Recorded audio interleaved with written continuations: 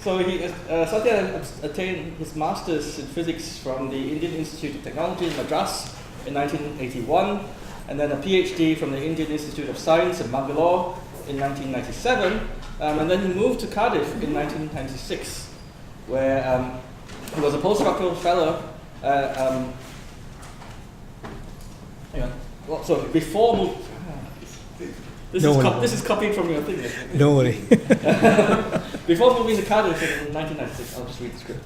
It says that he was a postdoctoral fellow at the Inter-University Center for Astronomy and Astrophysics in Pune, Ayuka, as many people would know it, until 1991, and then to the International Center for Theoretical Physics in Trieste, in Italy, until 1992, and then he was in faculty at Ayuka until 1995, and then he moved to Cardiff in 1996. So Sathya was awarded the personal chair at Cardiff in 2003, and is now the Elsbach Professor of Physics at Penn State University. Apologies for that. I think Sathya has great interests. He will tell you many about these things, the specialities, cosmology, large-scale structure, classic field theory and symmetry breaking, and is focused on gravitational waves for many decades, and has led a lot of he's led the front line in gravitational wave data analysis in both Geo 600 collaboration and in LIGO. And now Sathya, most recently, has been co-opted as a member of the Gravitational Wave International Committee, which is GWIC for short, you may have heard this word, and with the main role of developing a roadmap for gravitational wave astronomy for the next 30 years. And this is just one highlight. He's also a leading member of many committees in the gravitational wave field. So finally, just to say, Sathya is actually on the board of editors for the International Journal of Modern Physics since 2001, and also for the General Relativity and Gravitation since 2006. So without further ado, Sathya. Thank you very much. You couldn't have found all of that on my website, but nevertheless, I resigned from both the journals after the discovery so that I could do more science. No more journals, no more editorship and committees. In fact, I have also resigned from many of the committees that you were mentioning. Okay, I'm going to tell you a little bit about generation of gravitational waves, how one can derive a simple formula relating gravitational wave amplitudes and luminosity to what happens at the source. And this is something that Einstein did way back, almost 100 years ago, and it goes by the name quadrupole formula.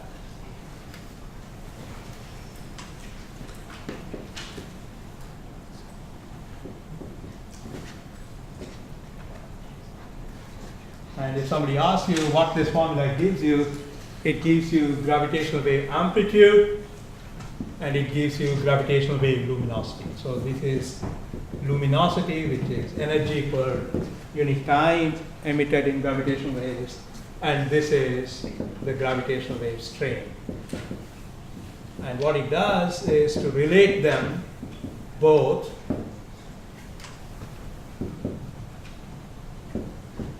to the dynamics of the source.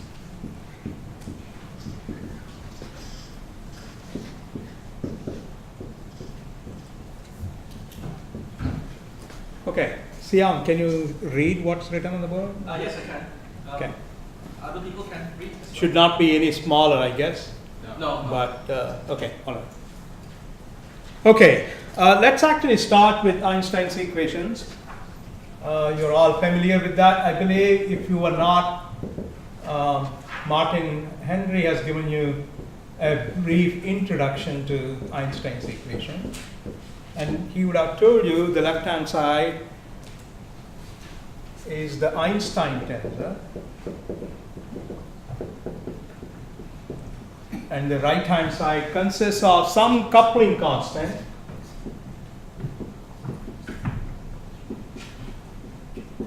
and this is the stress energy tensor. Let's analyze this dimensionally. What's the unit of this Einstein tensor on the left hand side? Length to the minus 2. Length to the minus 2, so it's 1 upon area or 1 upon length square. What about this? Somebody else? What's the dimension of this? Stress, pressure, Force over an area. force upon area, right? Force per unit area. That tells us that this quantity here must have dimensions of 1 upon force. So G by C to the 4 is 1 upon force. So C to the 4 upon G has dimensions of force. Probably nobody who taught you general relativity would have told you that this force comes about from simply fundamental constants. And I call it geometric force. Nobody else does this because force is not something that Einstein liked. He did not want to think about, gravity in Newtonian concepts, but nevertheless, you can form a quantity that has dimensions right in his equation, dimensions of force. Anyone wants to compute what that force is, order of magnitude, and tell me what it is in MKS system? There's a tremendous force. Should turn out to be something like 10 to the 44 Newton if I remember right, but thereabouts. It doesn't matter if it's an order of magnitude less or more. Okay? What that means is if you want to cause any curvature, this is the left hand side here, any perturbation, let's suppose there is something, it may be a curved background, it may be a flat background, whatever it is, to cause any change, you must have stresses that can match this force and produce that curvature. So, what it means is that space-time is actually extremely rigid.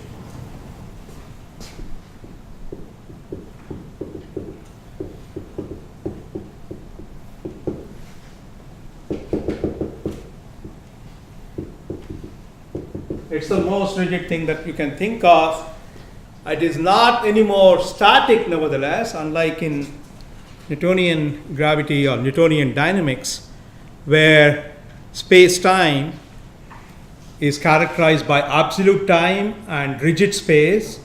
It's not rigid. It's very, very rigid means it is not rigid. Okay? It's rigid means it is, you can't do anything with it. It's very, very rigid means it's difficult to change it. And that's how much force per unit area you would need to cause curvature on a scale of unit area. Whatever that means. So that tells you that the sources of gravitational waves that can produce this sort of radiation, gravitational radiation, will need to be very relativistic. I'll show you why that is the case in a minute. Yeah. Just a quick question about equation. There's a minus sign. I remember from master's that there wasn't a minus sign. Is that a choice of metric or something? Geometrical. You've got a minus sign in the equation. There wasn't one previous. Oh, this minus sign? Yeah. You don't have to have it. You didn't have it. Okay, I'll put minus sign. It's okay. There is a convention in general relativity. There are about 3 or 4 places where you can make a choice, and it doesn't matter whether what sign you choose. Just a matter of style. That's all. So I can put plus. I thought I saw minus, but it's okay. Right. So, what sort of systems can experience this force? Let's actually look at this most interesting system that normally one looks at, which is a binary system of stars. So you've got 2 stars going around each other. Then they experience the gravity, they are driven by gravity. Therefore, the force that they experience is mv square upon r, where r is the distance between them, v is the speed at which they are going around. Now, one can replace this m by r by using Kepler's law. Because Kepler's law says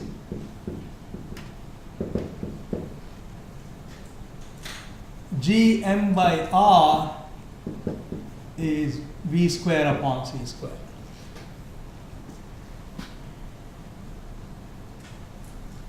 Actually, it's just v square. I'm sorry. Is that not v square? I think it must be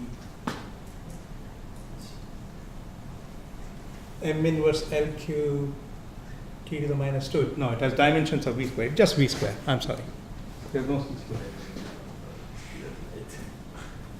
So Gm by Rc square is v square upon r square. So I'm going to just replace this m by r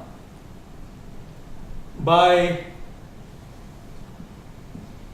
v to the 4 upon g. You wouldn't have seen centrifugal force expressed in this manner. That's because you don't necessarily talk about just a self-gravitating system. For a self-gravitating system, the centrifugal force is nothing but v to the 4 upon g. Let's multiply by c to the 4 and divide by c to the power of 4 on both sides, in this equation. This is our fundamental force, c to the 4 upon g is what we call geometric force, only because it's made up of fundamental constants. And so the force experienced by two bodies, two stars going around each other, is smaller by the geometric force by this factor v by c to the power of 4. What's the v by c for sun? For Earth going around sun? What's the number? Earth's velocity. 30 kilometers per second. 30 kilometer per second. Yeah. So it's 30 kilometer per second, and c is 300,000 kilometer per second. So okay. So this is 10 to the minus 4. So in the case of Earth, Earth 4 upon g is 10 to the minus 16 times this geometric force. So you cannot really expect the motion of Earth to produce any appreciable gravitational waves. It is 10 to the minus 16 times smaller than what a relativistic source could produce. It's only when v approaches c, this force, centrifugal force, approaches that geometric force. So that's the point I want to make right in the beginning. Namely, it's only relativistic sources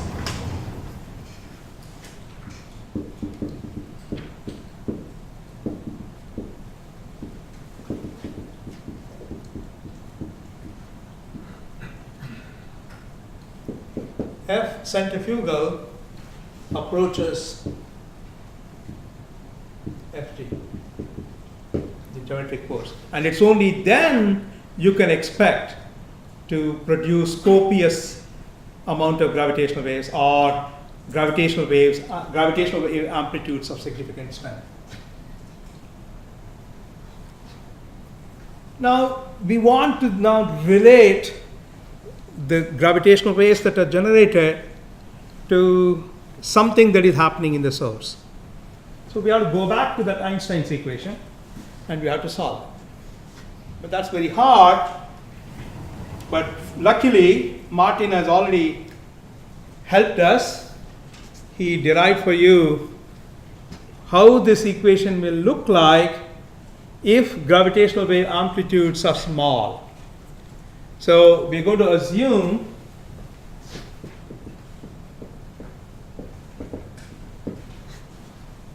that gravitational wave amplitudes are small. To begin with, what I'm going to do is applicable no matter how strong gravitational waves are. So let's start with simply writing down the metric G alpha beta as the Minkowski metric eta alpha beta plus the rest. I'm not saying at the moment that H alpha beta is necessarily small. We are simply saying H alpha beta denotes departure from flat spacetime.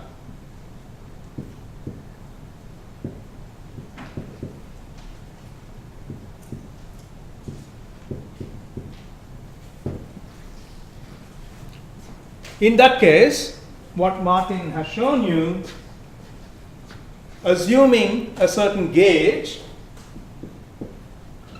and this gauge is called the Lorentz gauge.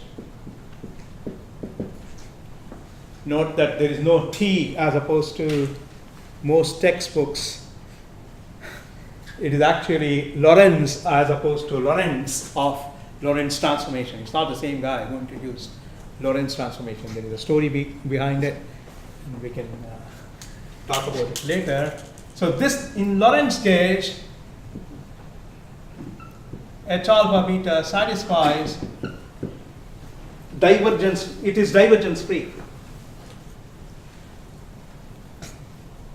Furthermore, one introduces what is called the trace reverse tensor H bar alpha beta, which is H alpha beta minus 1/2 eta alpha beta H. I think you introduced this already, Mark. Yeah.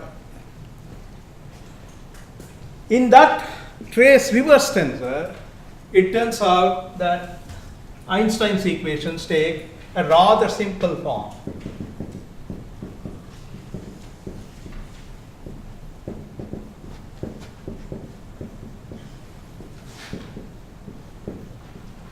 Remember what we made that assumption, not assumption, it's not an assumption. You can always write it in this manner. It's not an assumption. We are going to make that assumption later on. You can just say write it in this form. And then we assume that's first. And then we take the Lorentz gauge and then the trace reverse. These are the three ingredients. And a lot of calculation, I'll get to you in a minute. Then Einstein's equations reduce to box H bar alpha beta equals minus 8 pi g by c to the power of 4 t alpha beta plus terms of order h square that have been neglected. Yeah, question. So I just wanted to, and you may have actually sort of answered it already, but when you say just write it in that form, does that mean that at that stage we don't have to assume anything about the size of the departure? Correct, that's correct, absolutely right. At the moment, I'm not going to assume anything about the size of the perturbation. It's just a departure. You can write any metric in that form, by the way. You just have to subtract off. So if you ask me what is it H alpha beta, well, H alpha beta is G alpha beta minus eta alpha beta. So you can always do this. And it turns out Einstein's equation in that Lorentz gauge take this form where I have thrown away these terms. But you can put them back and absorb them in this, and this is a wonderful trick that was done by Einstein, but later on by Landau and Lifshitz. So some people would like to call it Landau-Lifshitz energy momentum tensor. By absorbing this into the stress energy tensor, you can introduce a new quantity tau alpha beta, which would be called stress energy tensor. That includes gravitational wave contribution. So stress energy tensor including GW contribution. What does it mean? Look, this is a wave equation in which the source itself contains the waves. Okay? It's a nonlinear theory. So the source, the waves themselves contribute back to the gravitational field, of course, contributes to the energy momentum tensor. That, if you try to interpret it in a linear manner, it's a nonlinear theory. So you could do that. Now, this is where my memory about what those terms are will fail, so I need to consult my notes. One can write down, but I won't write down the full expression for it. But what is important for us is that the equation is still box h bar alpha beta, but it has a source term like this. Now remember, we had chosen a particular gauge, this gauge here. And because this is 0, the wave operator operating on that will be 0, right? So the choice of our gauge, I could have moved it. No, maybe not. We'll finish this. No, I can't reach it.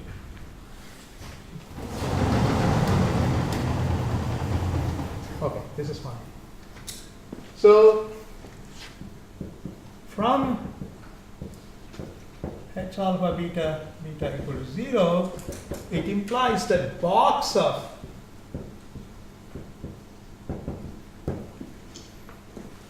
this quantity is also 0, because I can apply box on both sides.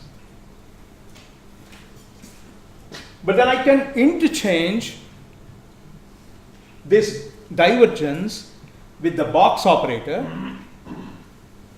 and then substitute for box h bar alpha beta this quantity here, and then the derivative will operate on tau alpha beta, and that will obey. So this will imply that tau alpha beta comma beta is equal to 0. That's the most important lesson for us. No approximation. There's no linearized equations or anything like that. It always obtains this equation. Going forward, we will make some approximations, but until now, these are what are called the exact conservation laws.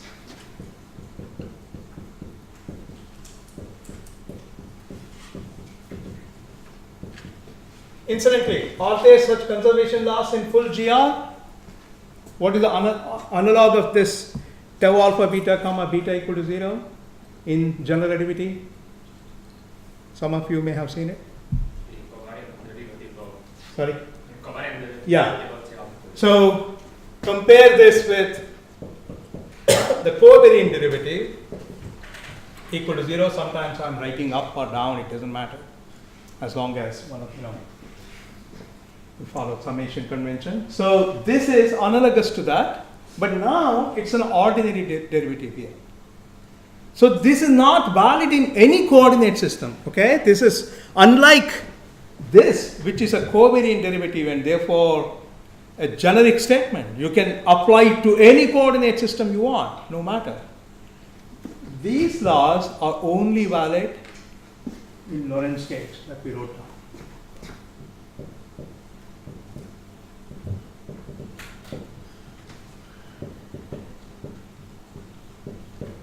Seong, you have to keep time. Oh, that okay. Clock is there. What's my limit? Half an hour? Half. Yes. Okay. No, we started late. 40 minutes, that's it. Yeah, I think people need to eat. I think there's a generic deadline ahead, so let's finish as something like 5:35. We'll finish. Okay, now, how many of you have done electromagnetism? We've all done. One must know what is the solution to this equation, right? Instead of writing down for a scalar field, maybe there are indices, but the solution to this is very well known. It's a wave equation. Instead of one quantity, there are, 10 quantities. H alpha beta is symmetric. In fact, Martin Henry might have already told you there are only actually two quantities that finally survive. It was very compressed to the final 5 minutes, so very rushed. Yeah. So we can solve that equation. So how many of you remember what the solution should look like roughly? These are retarded solutions. Okay. we are going to write down. And it's going to look like, so h bar alpha beta. I'm sorry, I seem to be not following the convention precisely. These are all h bar alpha beta. That also has to be, wherever I wrote the Lorentz gauge, has to be h bar. So the solution is that h bar at time t at a spatial point x is given by integral tau alpha beta t minus x prime, these are all vectors, divided by c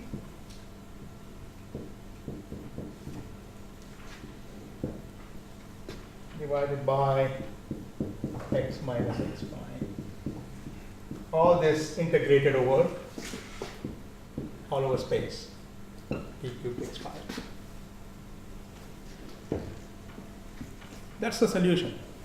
The reason why that happens is when you take box on both sides, you get delta functions, and those delta functions will then remove this dependence here, and you know the delta function operating only, sorry, the box operating only on x. On the left hand side there is only x, and that operating on this quantity will then just give you a delta function, and that's the reason why, you know, this formal solution. So this is called a formal solution of the wave equations. Now in principle, one can start off with this and take different routes. What we are going to now do is to make what is called a far zone approximation. That's the next step.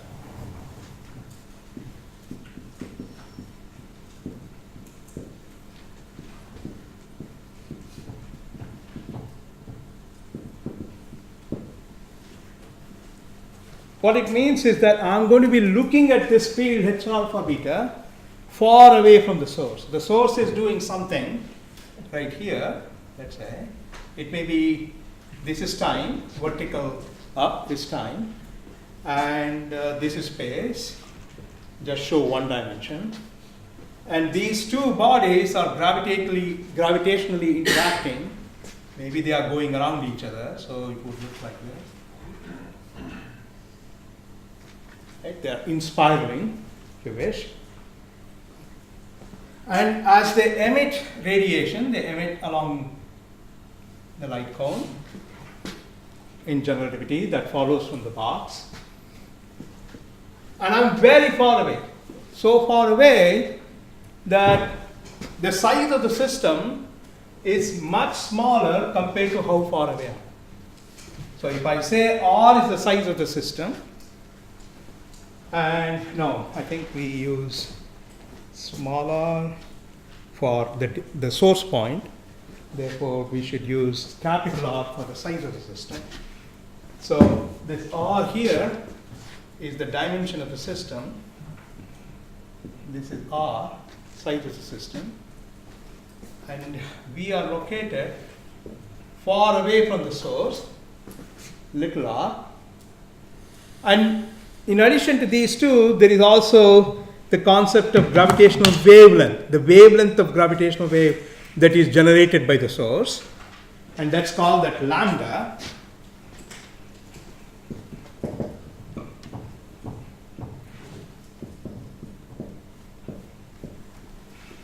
And the field point in this far zone approximation is much larger than the wavelength, the size of the wavelength as well. So the approximation in which we are working is R is much smaller than lambda, much smaller than little r, which is the field point. So the field point is very far away. The reason why we are trying to do this is, you can see there is that dirty little integral there, but there is also this t minus x prime mixing up here. If we are very far away, this is called the retardation, right? This is t minus x prime by c. This is how much time it takes for gravitational waves to travel from the source to the field point.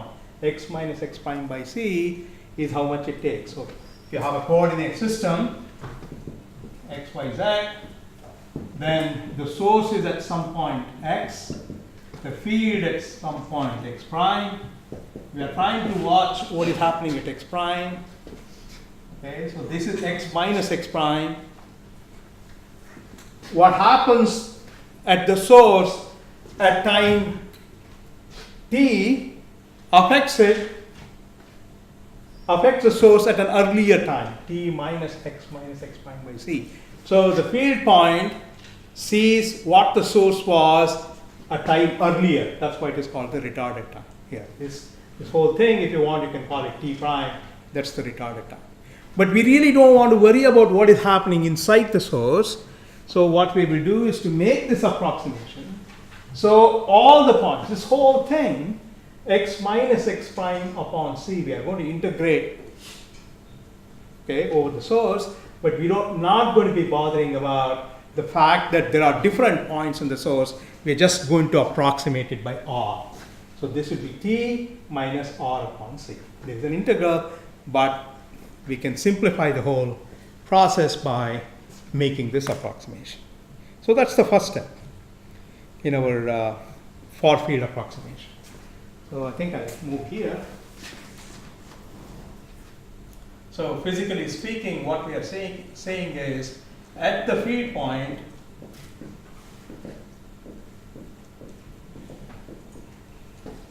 different points on the source,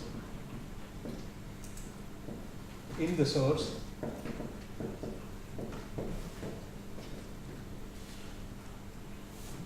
are all at the same distance.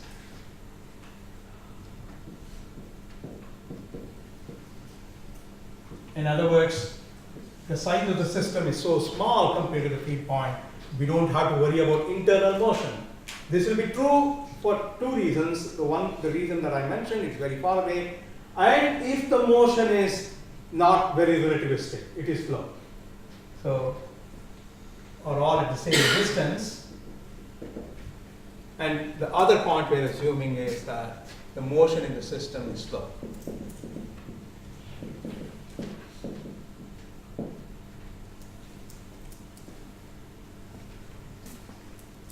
So does this essentially not apply to gravitational waves that we could measure then? Because you have to start making corrections to these equations and make them better and better. Yeah, they won't be valid if the motion is relativistic. That's the reason why we think that we need numerical relativity solution. But sometimes approximations work much better than we expect them to be, and that is one of the surprises with post-Newtonian theory, but it is not perfect. We know that it fails. So it fails for many, many reasons, and one of the reasons would be this. Okay, so when you do that, then the point is that this goes out, right? This whole factor x minus x prime, I'm going to assume it to be simply one distance r. This is one distance r, and therefore this whole solution takes, now we have begun to make approximations. So h bar alpha beta t comma r, or t comma x here, is 4g by c to the 4r. Remember that coupling constant will keep appearing all the time. Tau alpha beta t minus r upon c x prime. Now this is much better than what we had before. It would have been very hard to really work out this equation without this approximation.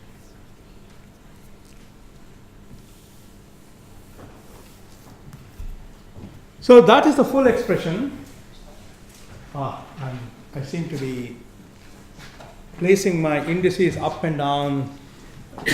At least, when I'm very close to the board, I can't see.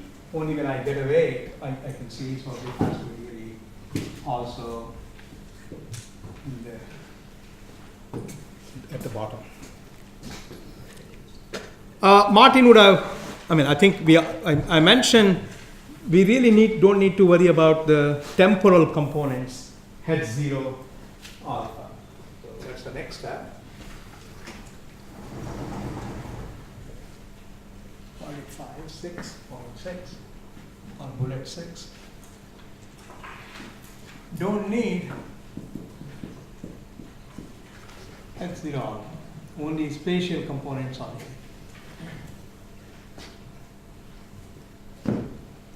So let's explicitly write down then what this will be for the spatial components, h bar ij t comma x. I'm really just to make use of the fact. So this is tau ij t minus alpha c x bar. It's really vector there, not just the distance. It might depend on, say, location.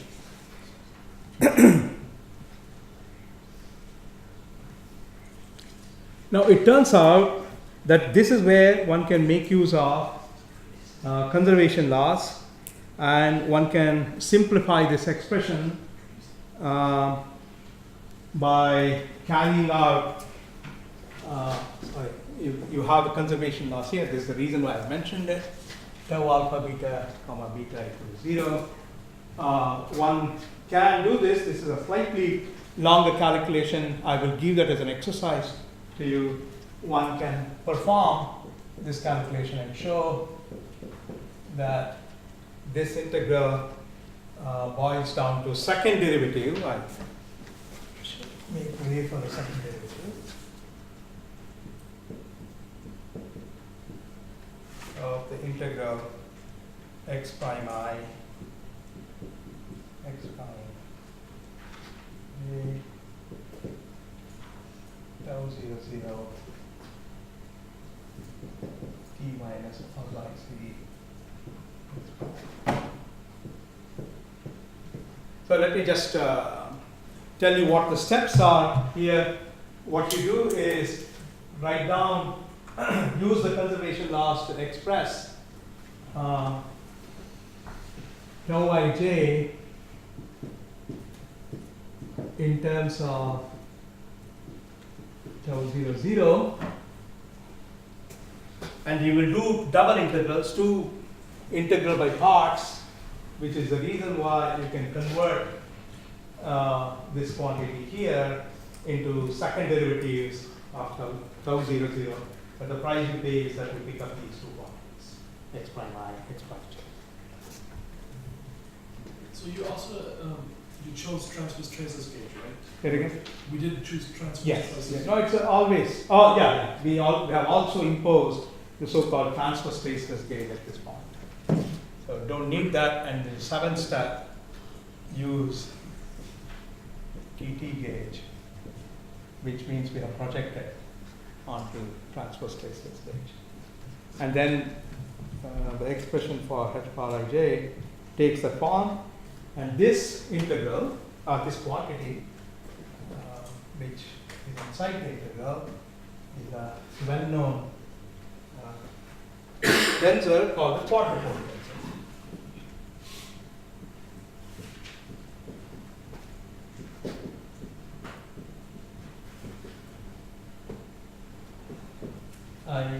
Ij.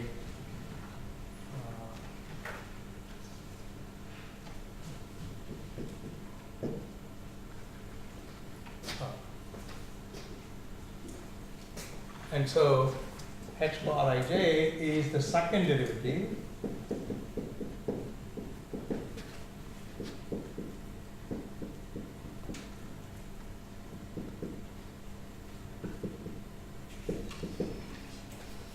evaluated at retarded time. So this is the expression we get in the far zone approximation.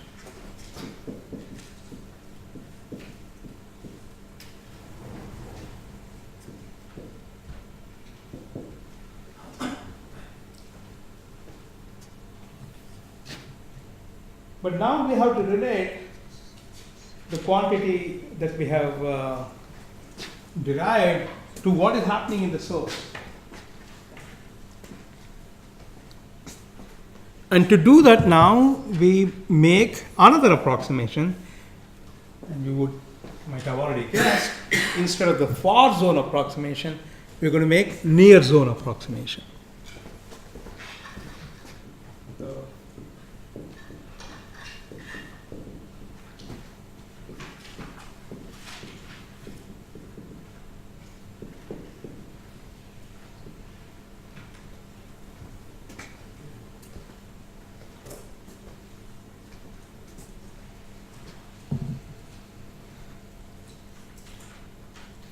Is there water somewhere that I can get?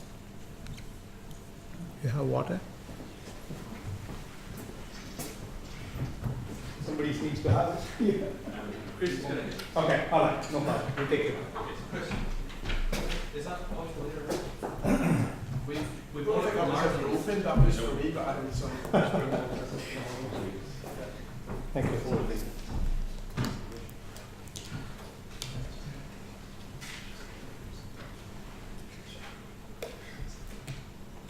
All right, so we have to now do the near zone approximation,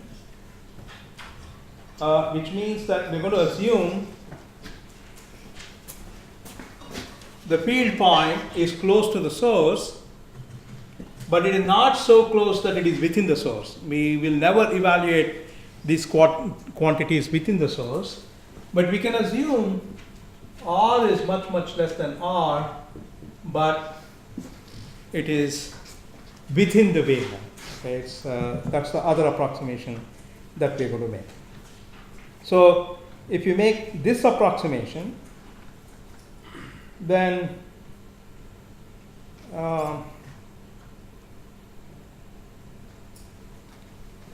we have to derive, we have to relate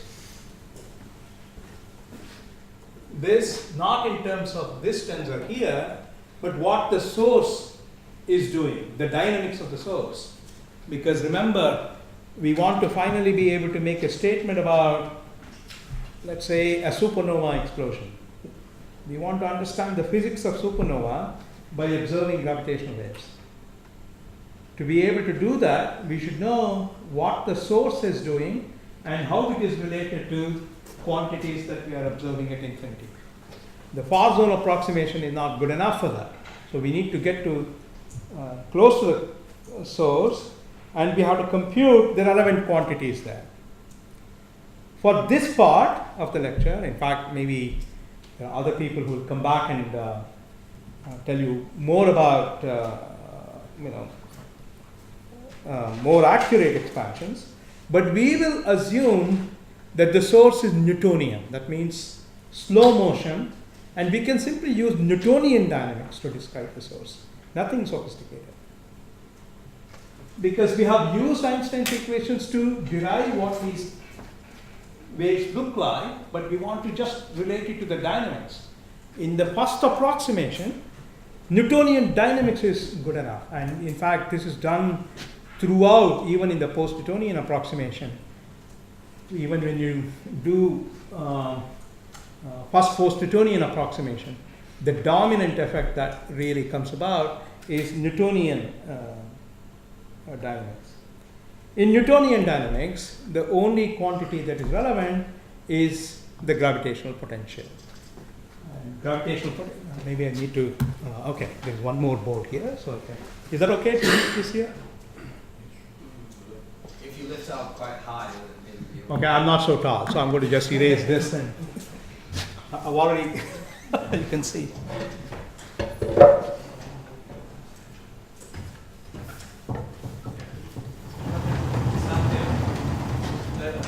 One more on the right-hand side. Oh, there's one more, yes, okay. Good. Yes. What is it?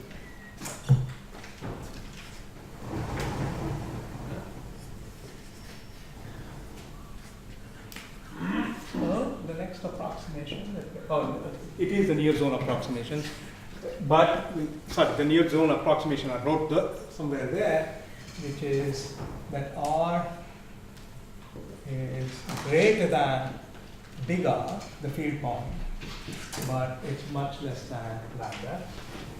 And then we will say slow motion approximation. You can see so many approximations are made. One wonders whether any of this will be valid, but it turns out it is. It's not a bad Didn't we approximation. already do a slow motion approximation? Say it again? Didn't we already do a slow motion approximation? At one point you said Yeah. the motion was slow. This is for the dynamics.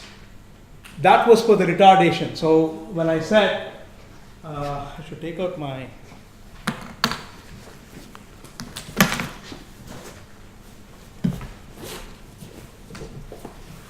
pointer. I can find it.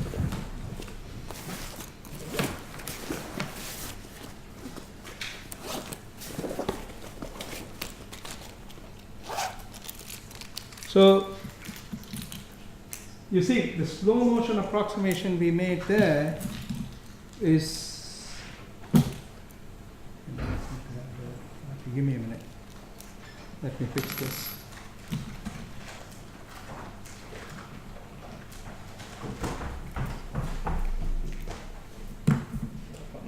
Okay, thank you. I think they should work. If it doesn't, I'm going to use it.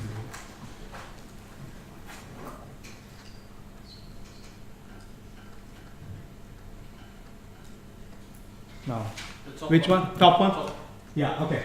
Here we made a, sorry, in simplifying, not that equation, where did we start with? I think you covered it up. Yeah, we did make a slow motion approximation here, that's correct. But all I'm saying now is that in order to describe the dynamics of the source, I'm going to just assume it once more. It's simply stated that this approximation is even one level, lower order, in the sense that it's the lowest thing that you can think of, in the sense that all we are going to do is to compute the Newtonian potential of the source and its dynamics. That's it. Okay, so what does it mean? Let's go back.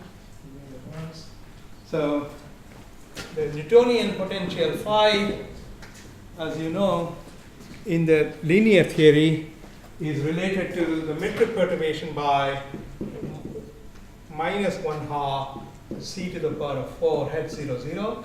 H 0 0 is the one that gives you the Newtonian potential. And furthermore, if you now want to write this in terms of the trace reverse,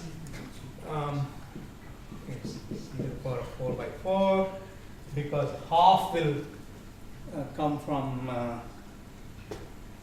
that h bar, so this is h bar 0 0 plus 1 by c square delta ij h bar.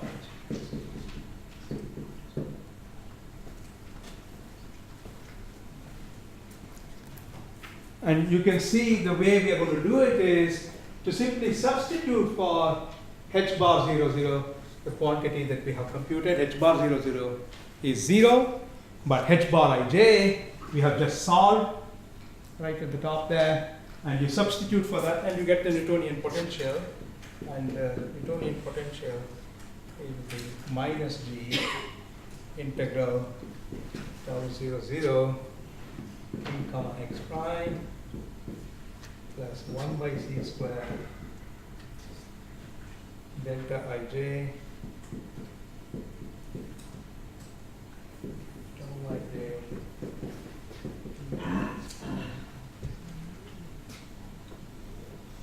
divided by x minus x minus x prime.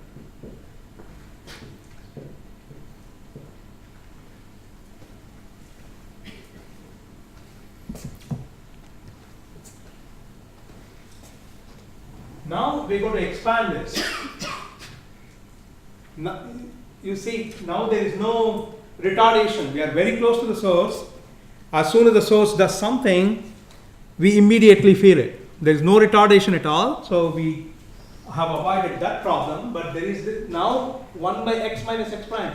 We are so close to the source, the different points in the source, what they do differently has to be taken into account. what that means is we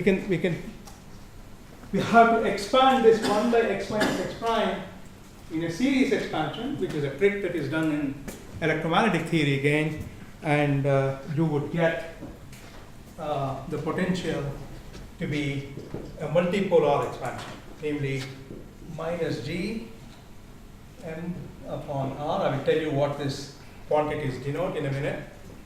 They have been chosen, the symbols have been chosen because they are suggestive of the quantities that they represent. There's 3 by 2 j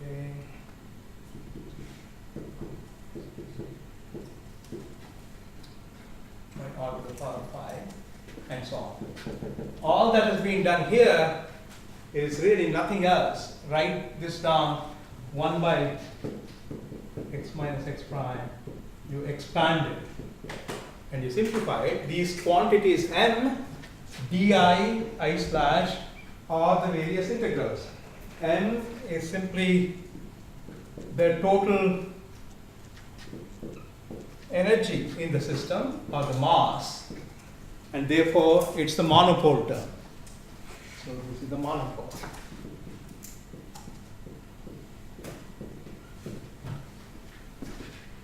Di is the dipole term because it just simply multiplies tau 00 with xi and integrate.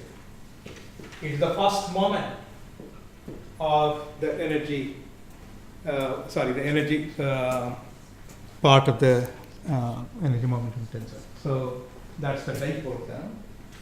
And I slash ij is integral xi xj minus 1/3 r square delta ij tau 00x.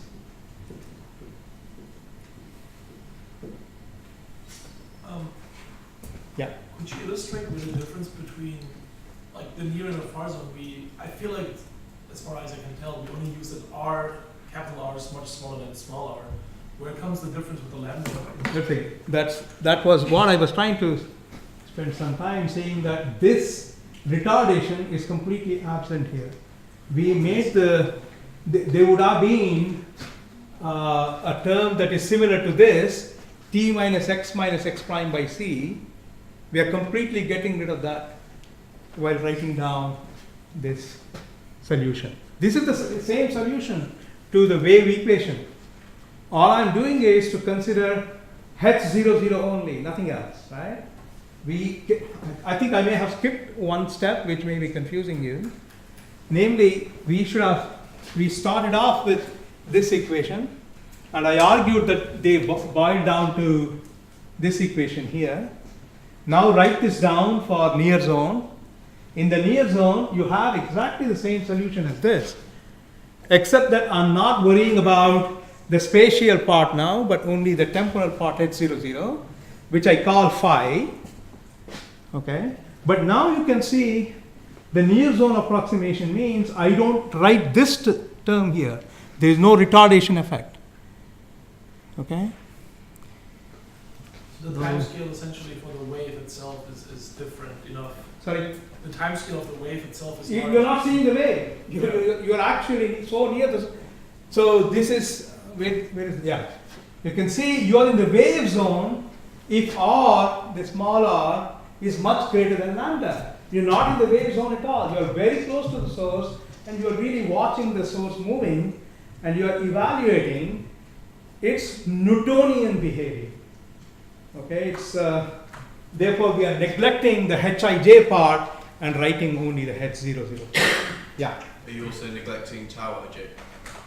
Yes, we will. Yeah, in the end, tau ij will. Well, it does contribute to. No, in this approximation, it doesn't have to be taken into account because it's 1 by c square. Tau 00 relative to tau 00, it's 1 by c square, and therefore it's less important. Other questions? Sorry, I just skipped saying that we are going from that same equation. Sorry, Yeah, that's it. This equation here, except that we are solving it in the near zone. And we go to match the two.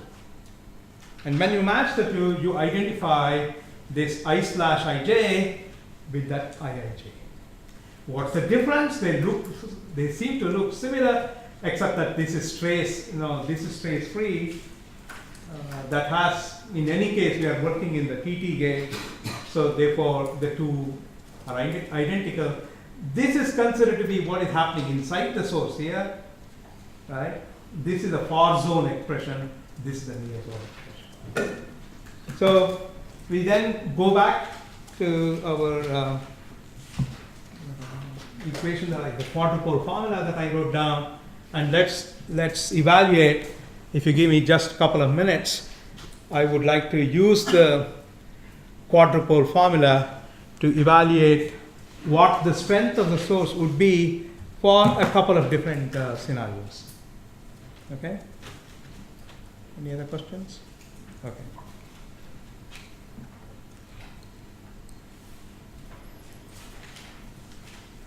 Okay.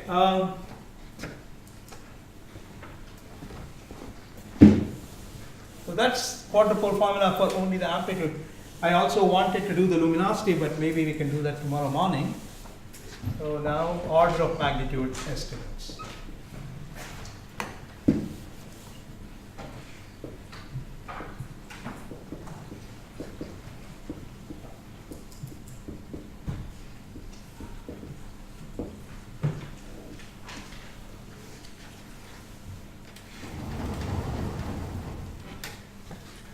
So h bar ij, or just write h, is the second derivative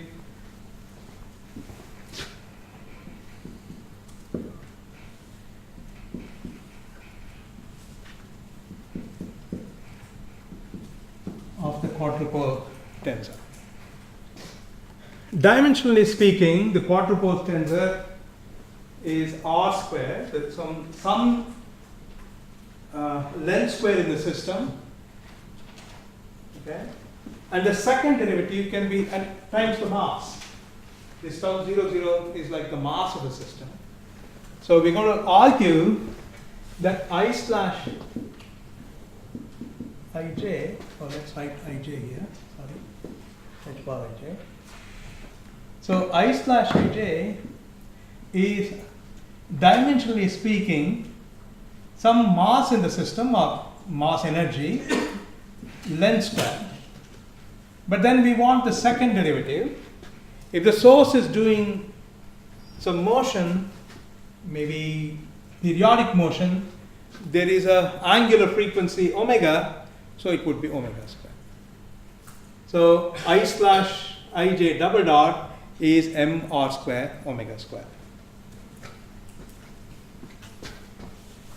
So as an order of magnitude estimate, dropping indices,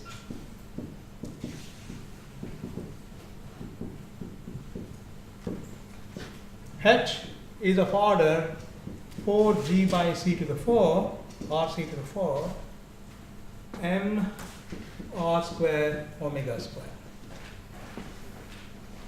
Additionally, if the source is self-gravitating, omega square is related to the size of the system and the mass. So for self-gravitating systems,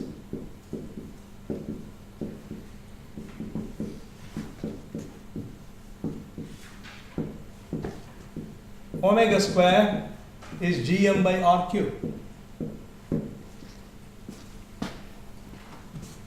So h is then of order 4g by rc to the 4, gm by r cube. And then there is mr square. So let's simplify this a bit.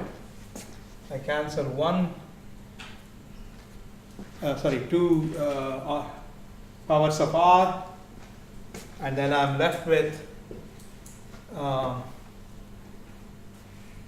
2gm by RC square multiplied by another 2g m by little rc square.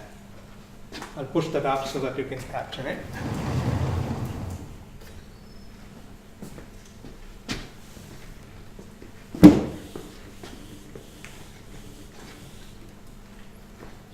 Sorry, should one of those R's of the Yeah. denominator? One of them has to be bigger.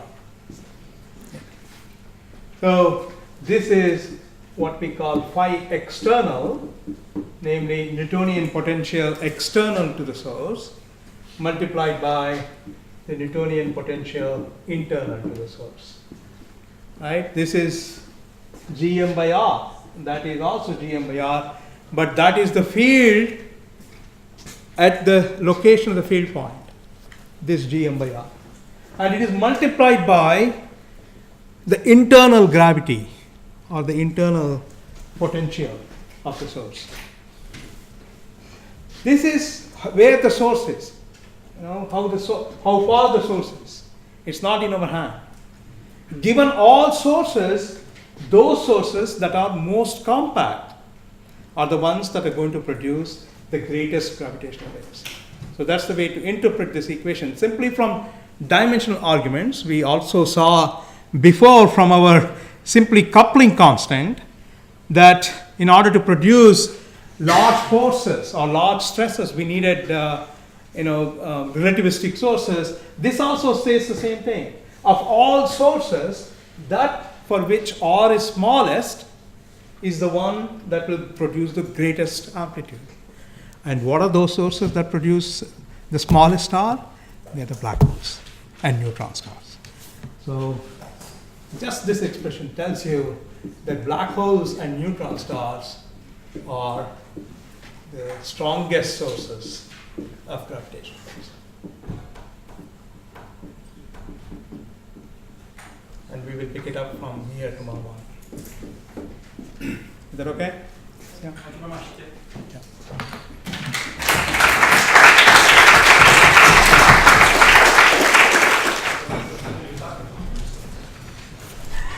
All right, I forgot to give you some references that I'm using for these lectures.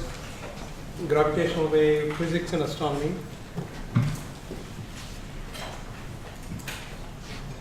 by Crichton and Anderson.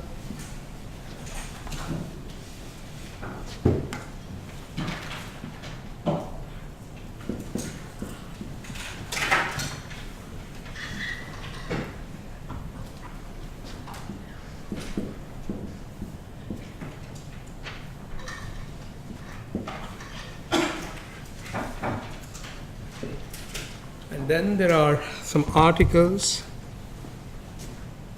One is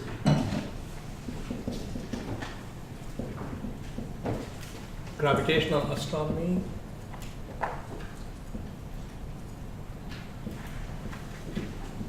That I wrote for Springer Handbook of Physics, Space-Time.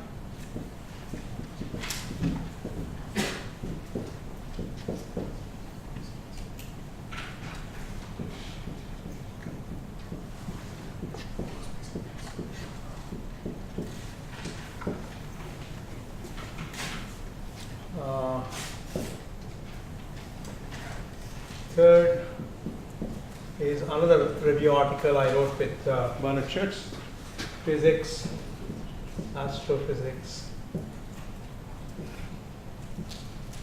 and Cosmology.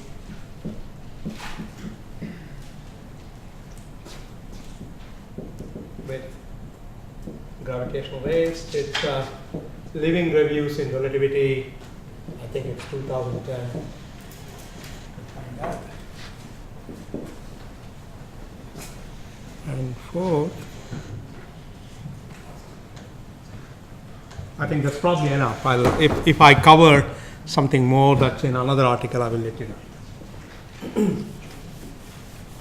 Okay, let's go back to where we stopped yesterday. As I mentioned, you could solve the wave equation in the near zone the only important part is the potential. And when you expand this denominator here, you generate multipoles. The first one is a monopole, second one is a dipole, and the third one is a quadrupole. Now there are two time derivatives in front of these generation formulas, and therefore if you try to work out what is the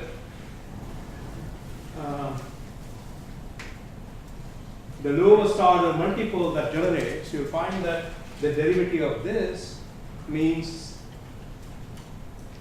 loss in mass of an isolated system, and because mass and energy is conserved, there is no monopole radiation.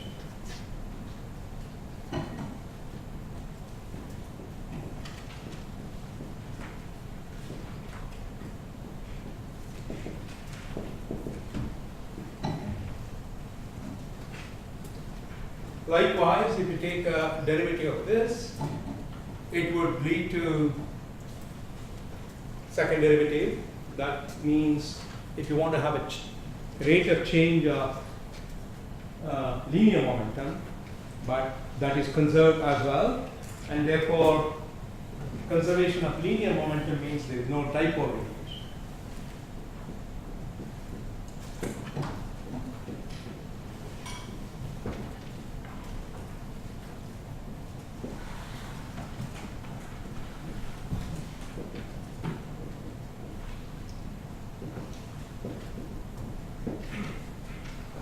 So the lowest order multipole that leads to any radiation at all is the quadrupole.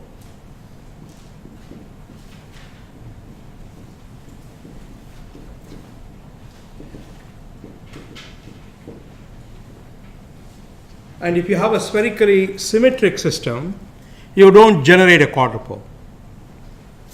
And so this has the immediate consequence that spherically symmetric systems, even if there is some dynamics going on, will not emit any gravitational waves.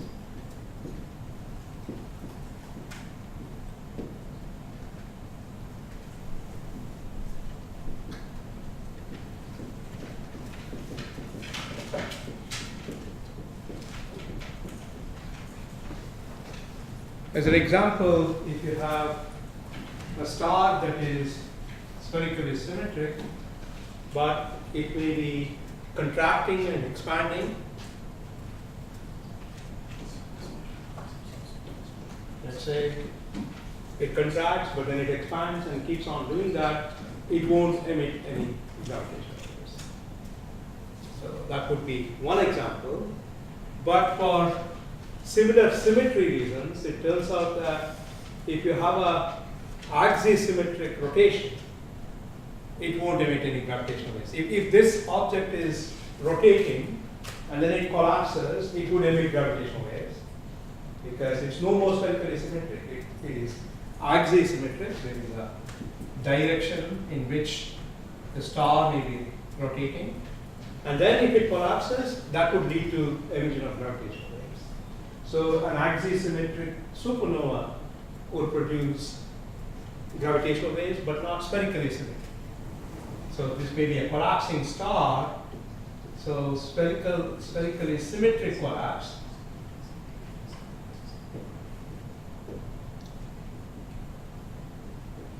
implies no gravitational waves. On the other hand, if there is rotation about a certain axis and then the star collapses, that could lead to emission of gravitational waves.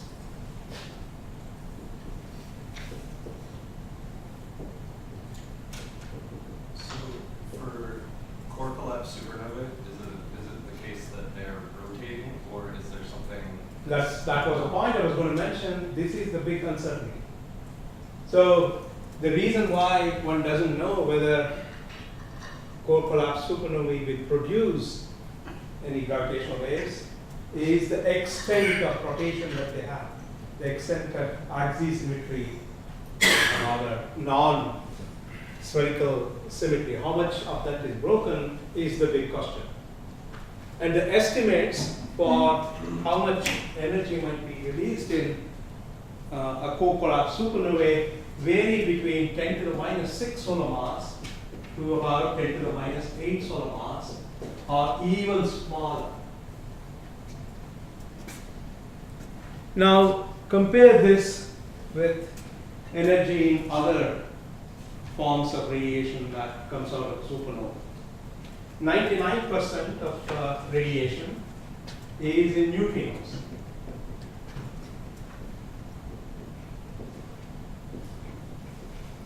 And about 1% is in electromagnetic waves throughout the entire spectrum. In spite of that, supernovae outshine the entire galaxy briefly. And a small portion comes out in gravitational waves. And how much of that is still poorly understood. And the big problem here is people who do carry out these simulations, they can collapse a star, that's no problem, but they can't explode it. They don't know when and how a star might bounce back, and that's an unsolved problem in supernova. And if you think that this is an interesting problem, this is the time to enter, because just now, after the first discovery, that particular piece of research is getting a lot of attention. Okay, what I would mark is here, you are going to use the quadrupole formula to derive the binary gravitational waves from binary. Yeah, okay. So I was going to mention that and then leave it out because the last time we spoke, that was understanding. So what I did was to derive relate the far zone field to the near zone field and identify that Iij with the quadrupole tensor for the source itself. So you're going to take that and you're going to derive it for the binary system. So that's fine. So what we will do is we made an order of magnitude estimate of how much of radiation might be coming from a system, not radiation, but the strain amplitude of gravitational waves. And I derived this simple formula where H is product of internal potential multiplied by external potential.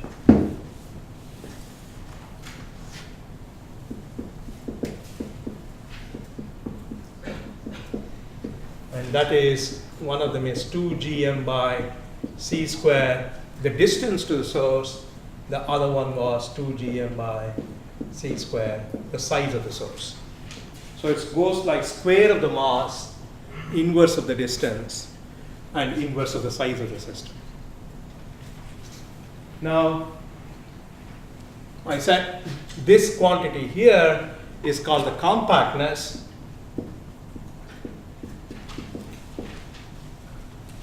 And for the radiation to have the greatest strain, you must have the largest compactness.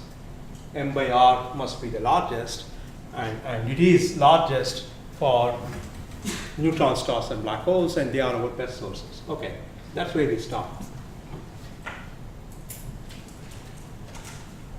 Now, one question that always bothered me when I learned about gravitational waves was, how come we are sensitive to the gravitational waves that are emitted from a system that is far, far away, but we don't really feel its Newtonian potential? Why is it? The Newtonian potential also goes like 1 by r, right? This goes like 1 by r. Why don't we feel the Newtonian potential at this source, but only the gravitational wave strain? Does anyone want to take a guess as to what that might be? Maybe because it's not dynamic in a way. Sorry? It's not fully dynamic like the wave. Yeah, but it's a Coulombic field. I'm talking about a distant galaxy or a black hole that is binary that might be sitting around, and we say we can detect the waves from it. here on Earth. It's like dynamic, right? As they cross, they change things and do things. Whereas the Yeah, but why don't we fall towards it?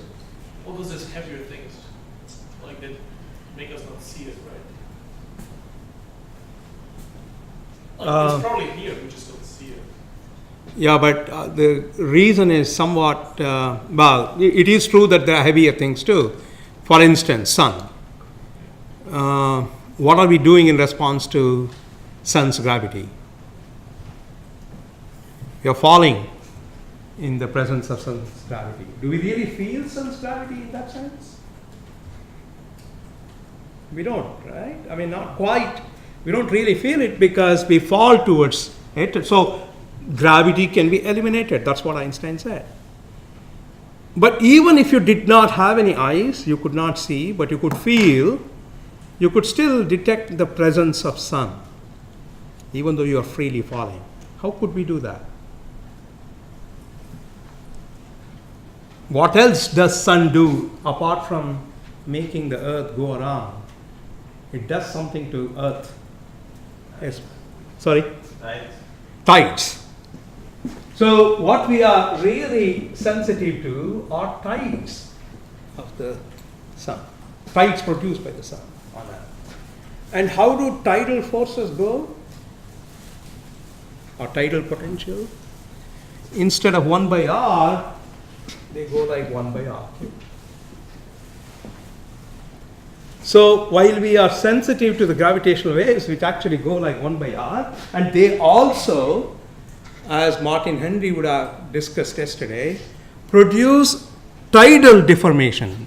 Gravitational waves and Coulombic gravity are not different. They both produce tidal deformation. So what gravitational waves do is, if you have a ring of particles, free particles, imagine they are on that ring, or that ring is free, then as gravitational waves pass by, then that ring gets deformed, just as on the surface of the earth, if there was sun here, sorry, in this case, there's no sun there, if the sun is here, then that would produce a tide like this, because the force here is greater than the force there.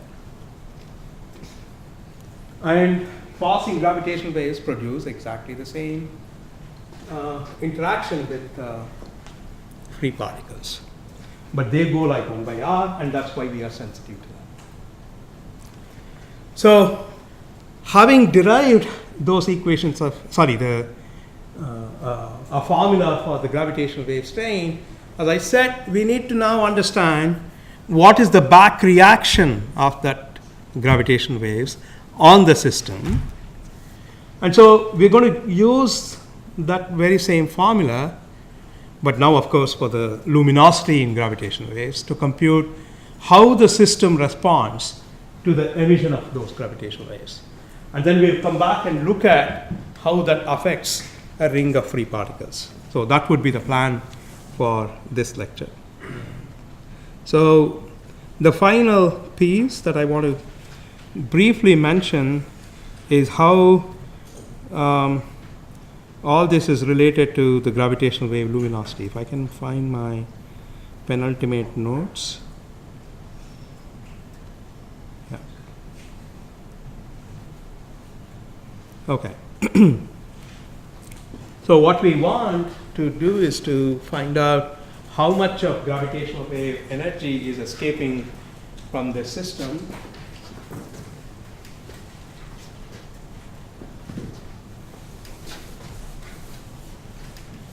And so we are interested in the energy that is escaping from the system per unit time per unit area. So this is gravitational wave flux.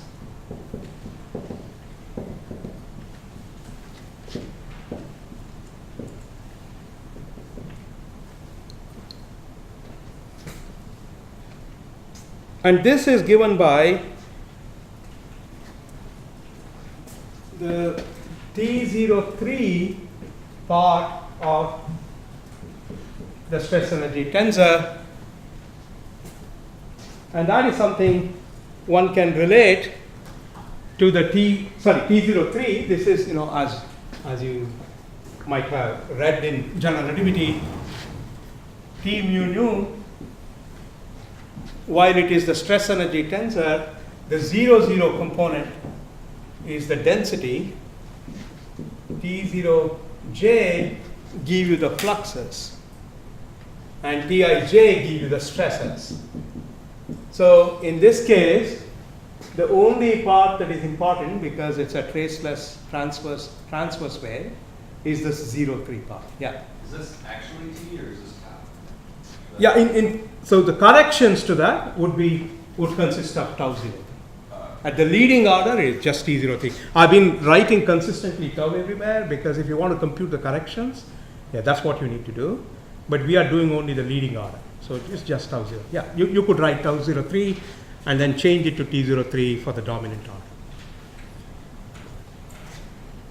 This is of the same order of magnitude as T00, except there is a 1 by C in this. So here, if T00 is of some order, then T0j is of order 1 by C T00, and this is 1 by C square T00. Okay, that's the order in which they appear. The stresses are really not important unless they are very large, or in other words, the motion in the system is relativistic. So we can relate the flux to simply T00, and T00, we didn't quite do this, is related to the gravitational wave amplitude itself. So it's just like, let's suppose we take a simple harmonic oscillator.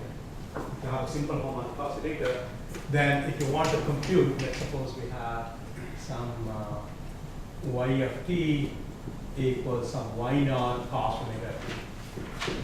If I want to calculate what is the power in the system, you take the derivative of that and then you square it, y naught squared.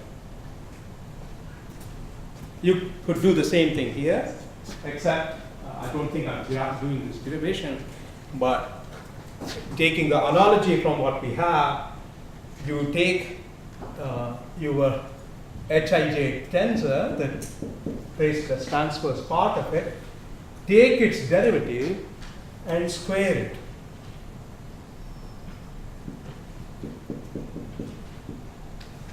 And then you compute some average quantity here.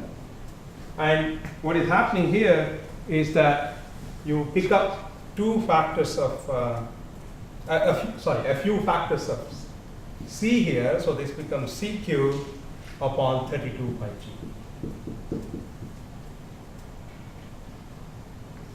And there is a negative sign.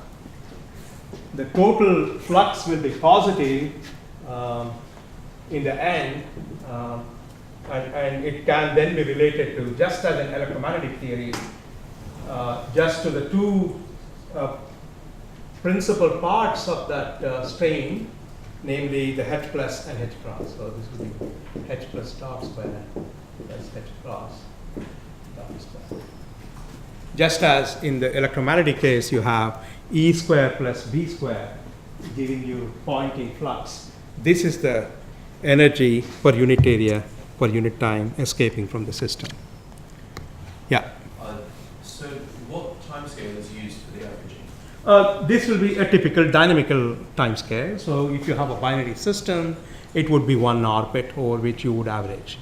If you have a core collapse supernova, it would be a free fall time, and so on and so forth. So is it fundamentally needed, or does it just make the energy look nice? Like if you get negative energy flux, if you don't average. No, you average out. There's no negative here. I mean, eventually it will turn out to be. But if it's an oscillatory signal, can you get negative? Can you get any negative terms just popping up? No, that won't happen. I mean, it's energy is conserved, and you won't lose. I mean, you won't gain energy by emitting gravitational waves. Although there are instabilities in many systems that we observe, gravitational waves drive the dynamics in the sense that if you have a binary system of stars, it is the perfect positive feedback system that you can think of. The emission of gravitational waves itself will drive the system to instability. It emits even more energy, and that instability is the one that finally drives the system to collapse. And we are going to derive the equations of motion corresponding to that. Okay? Right, so there is a perfect analogy here with electromagnetic waves. Similar to, just compare that with E square plus B square. I think it was 1 upon 8 pi or something like that, which corresponds to the Poynting flux. So very similar here. And we can take the derivative Hij of, and that is, relate that to the I slash that we wrote down here. And therefore, the energy flux can be written in terms of binary minus G. I think if you substitute and then simplify, will lead to this expression, R square I slash transpose spaceless triple dot. I think I'll write the first two indices down.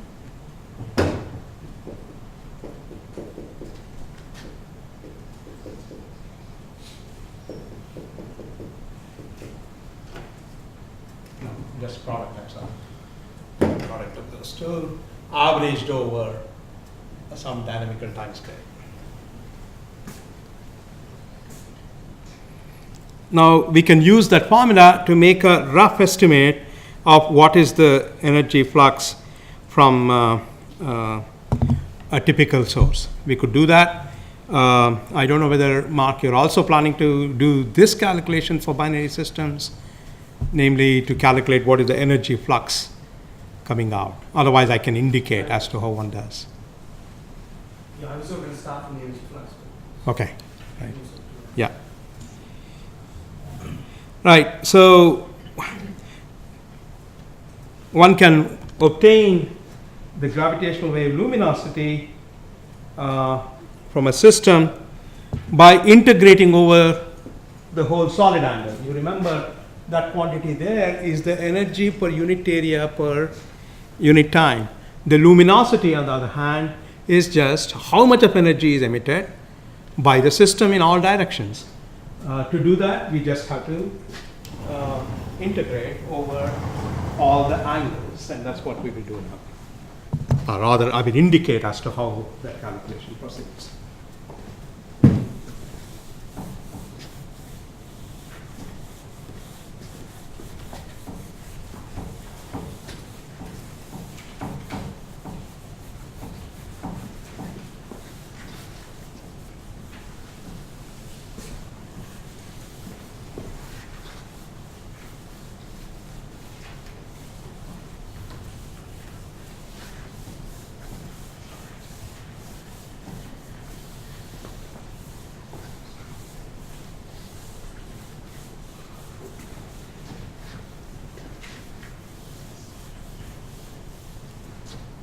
So, gravitational wave luminosity will be this quantity integrated over all angles, which means that this is just sine theta d theta d phi.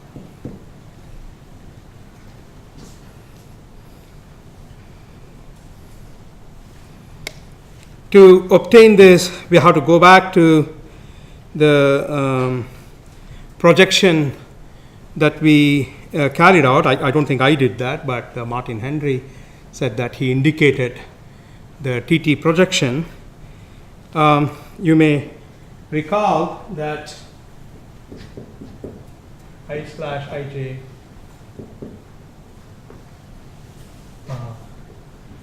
TT is obtained by using the projection tensor Pik Pjl minus 1/2 of Pij Pkl. And if you operate this on the usual quadrupole tensor I/Kl, so there is a summation over Kl, you get the TT projection. In doing this, and the Pij itself is given in terms of this I'm writing from my memory. I guess this is Ni Nj, there is some factor delta Ij. Is it 1/3? Something like that. That's the TT projection operator. I don't know whether I have the expression somewhere here. Did I write it down? Yeah, it's the opposite. It's the overall, no, there is no negative sign here. Sorry, 1/3 factor, and the whole thing is just the opposite. These are the unit vectors representing, what is the direction in which the wave is going out, and that, of course, is the Kronecker delta. And these are the components, the I and J component of the unit vector representing where, if you have a system here, I wrote down something like a binary system of stars going around each other, and the direction in which the wave is emitted is some arbitrary direction that is n cap, and these are the I and J components of that. And when you do this angle average, then this then is a very straightforward calculation. You calculate what is I/Kl. Remember, it is that integral here, and these are very straightforward integrals for a binary system of stars. I think Mark is going to show you one calculation, but when you then substitute for these things, you're going to eventually get integrals that will involve, for instance, 1/4 pi just d omega, which is equal to 1. I mean, these are the identities that you would need. 1/4 pi, if you take product of unit vectors in directions I and j and integrate that out, you get 1/3 delta ij. This is nothing but cosines and sines involved here. So you get identities like this, which you have to use. There are a bunch of, there's only one more identity that you need to use. And when you substitute that, then you simplify. This could be a nice afternoon exercise. You would get the luminosity in gravitational waves is minus d by dt equals 1/5 g by c to the pi I triple dot slash ij. I don't have already carried out now the TT projection. You don't need to do that again. So that's the final expression, and that is also called quadrupole formula. The two together, the one that I wrote down for the string up there, are the ones that we need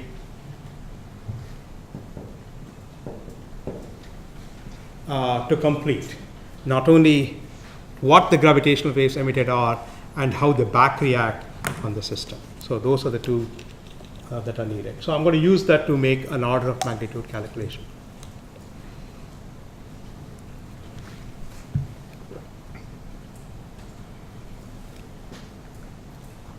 Now, how do we interpret what this sign is?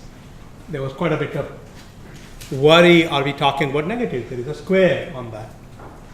All that is telling you is that whatever gravitational wave that is emitted by the system is coming at the expense of internal energy in the star. So this sign here, what happens is this E is some energy that is stored in the system.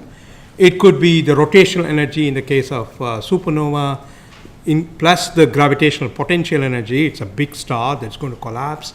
And when it collapses, gravitational waves come at the expense of rotation plus the gravitational potential energy. In the case of rotating binary stars, it's similar. There is angular momentum in the system. Angular momentum is radiated away, energy is radiated away. And so that E is decreasing. And so there is a negative sign on the left-hand side. And so I wanted to illustrate that that is how this goes away, and we will do a calculation. Are you also going to talk about things like, energy balance? Would you do that? Probably not. Okay, so I will just do that for the binary system and show you how this all comes about. Yeah. So one thing that still sometimes confuses me about binaries is the typical argument that I've heard for, like the high picture argument I've heard for explaining it, is it's a runaway process where they lose energy to gravitational waves, so the orbit shrinks, so they speed up a little bit. But the fact that they speed up a little bit is not a consequence of conservation of angular momentum.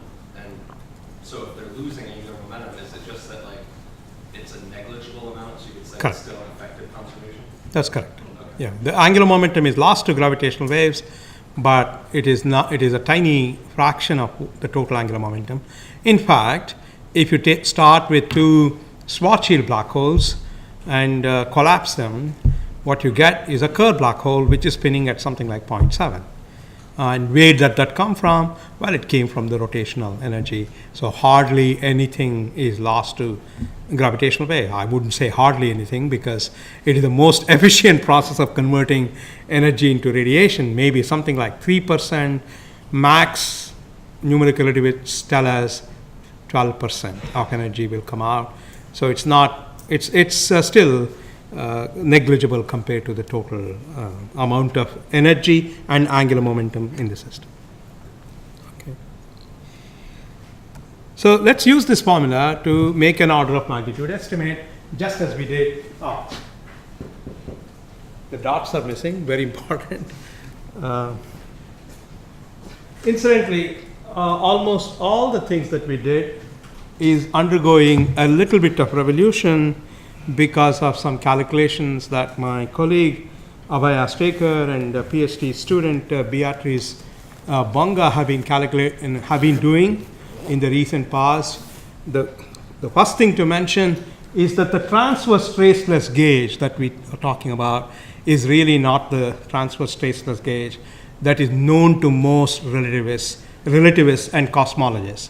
There is a subtle difference, and it's an accident in relativity that somehow the projection operator that we use gives the same transverse traceless gauge that people talk about in cosmology. Secondly, you may remember that I mentioned about boundary terms being neglected. When you do that integral, when you convert from Tij, you have to do some integration by parts. You end up with this, and we throw away boundary terms. They say you can't throw away these boundary terms, and there is a contribution coming from those boundary terms as well. So as we speak, there are papers being written. I just got a draft copy to review and to say whether it makes sense. And of course it makes sense probably, but these things are going a little bit of revolution. I don't expect that there will be huge contribution coming from these boundary terms, but just to say that none of this is completely a done deal. One reason why we have to take a fresh look at all these things is that these calculations were done in what are called asymptotically flat spacetimes. Spacetimes in which very far away from the source it is Minkowskian background. And it turns out that we don't live in such a universe. We live in a FRW, Friedman-Robertson-Walker universe. And there are contributions that come from additional terms. Many of these things are conceptual clarifications, I believe, but there may be certain aspects to it which we are looking into, such as the angular momentum contribution to the angular momentum that is emitted by these systems. Anyway, I think the next time this summer school, wherever it is held, we will update you on that. So let's now make another order of magnitude calculation.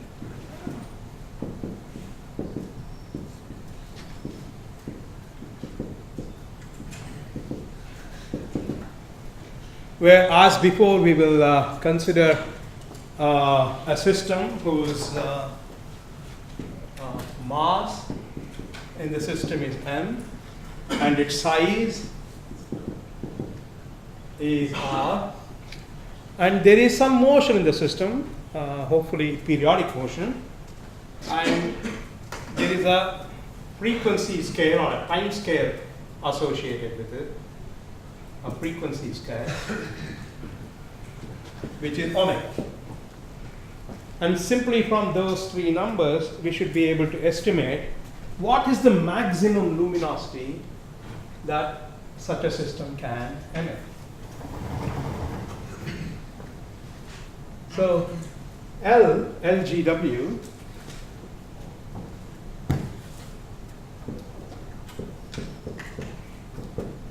is this 1/5 g by c to the 5. This is really a damping factor. We came across c to the power of 4 upon g yesterday. That was dimensions of the force. If you multiply force by velocity, you get dimension of luminosity. So c to the power of 5 upon g is luminosity, but g by c to the power of 5 is what happens here. If you calculate this number, then this is a stupendously large number. I don't seem to have it here. It's something like 10 to the 58 Earth per second.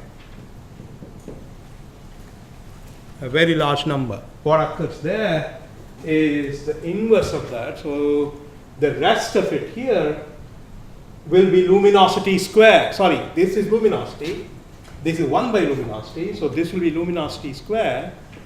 And the system has to really be very relativistic in order to produce large amount of radiation. We'll see how relativistic in a minute. So let's take this I itself. I slash is mr square, as we argued yesterday. So triple dot will give you omega cube. Each derivative is like pulling out, if you have something like e to the I omega t, in that I, it will be typically cos omega t. Each time you take a derivative, it pulls out one factor of omega. So it will be omega cube. We have I triple dot square. Therefore, you have m square r to the power of 4 omega to the 6. We can't be just putting that there. There should be some asymmetry factor. Not all of the will be going into gravitational waves. So we put some, remember, spherically symmetric objects won't, even if there is dynamic, emit gravitational waves. So there has to be some asymmetry factor, epsilon, by which the system will be damped down in emitting gravitational waves. And that is something that we will look into in a minute. So this will be order of magnitude. As before, if the system is self-gravitating, we can use Kepler's law. We can write down omega square is m by r cube, or gm by r cube. So you have omega to the 6, and so luminosity in gravitational waves will go with some factor which I won't write down until the end, m square r to the 4 g square or g cube m cube by r to the 9.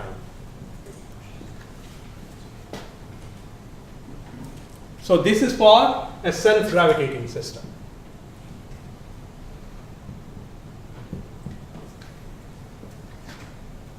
So let's simplify that. You have m by r. I absorb the g in whatever junk goes in there, and this is m by r to the power of 5. That again is compactness. But now, instead of having two factors, gm by r, that we have two different factors right at the top there, we have only the compactness of the source coming in. Remember, gm by r, c square, is the compactness of the source. So this goes like compactness to the power of 5. as opposed to compactness, right? Just compactness there. We can use Kepler's law once more, and as you may recall, V square is Vm by R. Okay? So M by R is like V square, so this goes like something here, M by R to the power, sorry, V to the power, V by C square. Sorry, V by C to the power. For binary system of stars, if you did the calculation systematically, you would get 32 by 5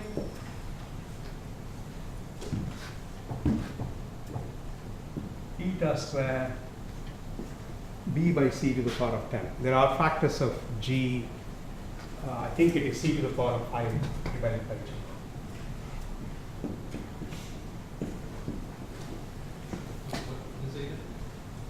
Sorry? What is eta? V. Oh, eta. I'm going to mention that. That eta is the asymmetry factor that I mentioned. And here, this eta, for those of you who are familiar with binary systems, is the so-called asymmetric mass, sorry, symmetric mass species.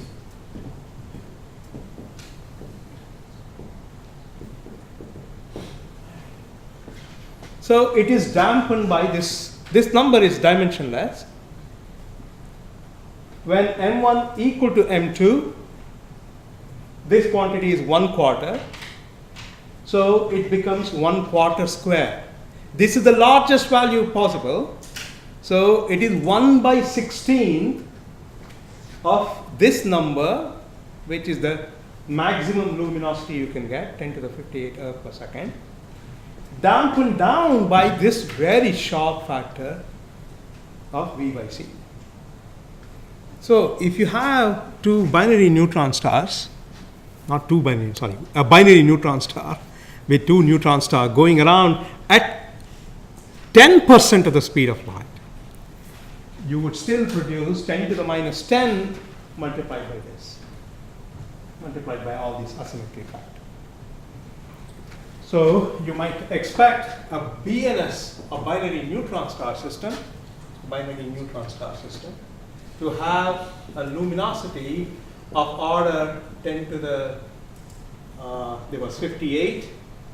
V by C, let's say, is 0.1 for that system. Then you would produce 10 to the 48 earth per second. In the case of black holes, this number can get to something like 0.4, 0.3, 0.4. And that is when you have really the most luminous system. And in that case, if you, incidentally, if you work out what this number is, it is more energy per unit time than all the stars in all the galaxies in the universe. And it does not depend on the mass of the system, by the way. It's a luminosity. It does not depend on the internal mass of the system. It only depends on this asymmetry factor, which could be 0, by the way, for if you have highly asymmetric system, one small black hole falling into a big black hole, for instance. It could be really extremely tiny, 10 to the minus 6, 10 to the minus 8, and you square of that, and then it's really low. So for equal mass black hole binaries, this number can get as large as it ever will. And those are the most powerful explosions in the universe. Yeah? In the whiteboard above, in the last row you flipped C to the power of 5 of G. Is that just a mistake, or? G by C to the 5, yeah. So it all comes from here. The G by C to the power of 5 picked up 1 upon C because of this T03 being, what it is. That's where it comes from, the flux. So you say that the luminosity is independent of the total mass, but is the speed of merger dependent on the total mass? No, it depends on the mass ratio, really. Yeah, not even mass ratio. Does the vary if you have bigger black holes? Does it have No, large holes? no. At the so-called the plunge phase, the speed at which they plunge into the black hole is roughly almost the same. It's about small. So It's very close to the speed of light, but not quite. It could be 1 upon root 3, 1 upon root 6. It could be very close, 0.5, but not c. And so it is dampened down by this other asymmetry factor more than the v that comes in here. Any other questions? Do you know how fast each of the 3 detected events are going off the top of your head? Shall we estimate that? I think Martin was going to give that as an exercise, he said. Well, it depends if there are sufficient questions for us. I can do that, yeah. Then, So you wanted to estimate what that would be for a, is that what you're saying? Yeah, okay, let's do that, yeah. Shall we take 2 minutes break? So for a binary system,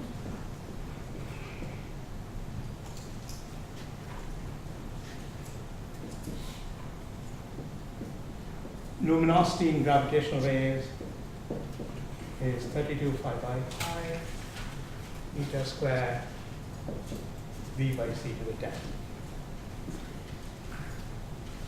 As we said, this is coming at the expense of the internal energy or the binding energy of the system.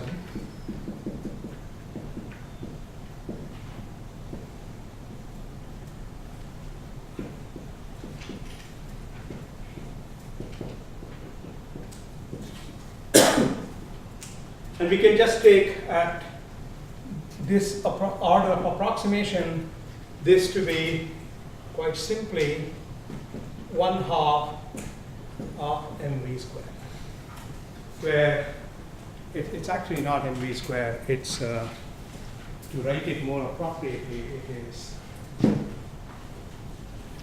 1/2 reduced mass times v squared. That's how normally the binding energy of a binary is. But I can divide and multiply by the total mass. So mu by m is the symmetric mass ratio that I introduced. So this is 1/2 eta mv squared. So that's the binding energy of the system. I think there should be a negative sign here for E. It's the binding energy, so it's negative. All I have done is to write, by the way, G mu m by r, or G mu by r, I'm sorry. This is the binding energy. I have used the usual trick of converting m by r, multiply and divide by m if you wish. This m by r is v squared for self-gravitating system, and the reminder thing is mu times eta times m. Okay, so let's now take this expression, plug it into this. The left hand side is 32 by 5 eta square v by c to the 10. The right hand side is minus of d by dt of 1/2 minus 1/2 eta mv square.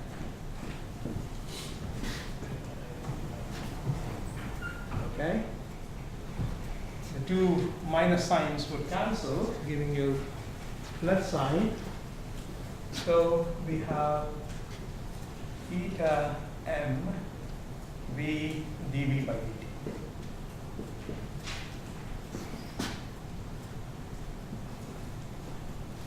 Okay, one factor of 2 cancels and then 2 happens. So now you have the radiation back reaction dynamics, which is a differential equation for the velocity or the speed in the system, how it changes. So dv by dt is 32 by 5. One factor of eta also cancels. Eta upon m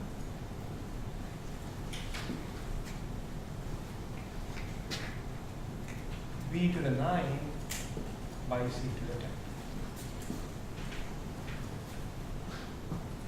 G by, I'm sorry, I think we're missing c to the power of 5 by g. So there is a c to the 5.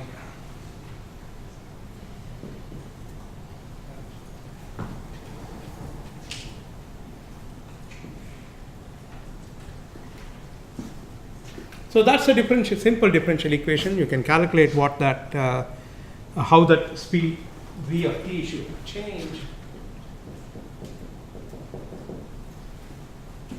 You have v upon 9, so it will go something like t minus some t naught to the minus 1 by 8. That's how.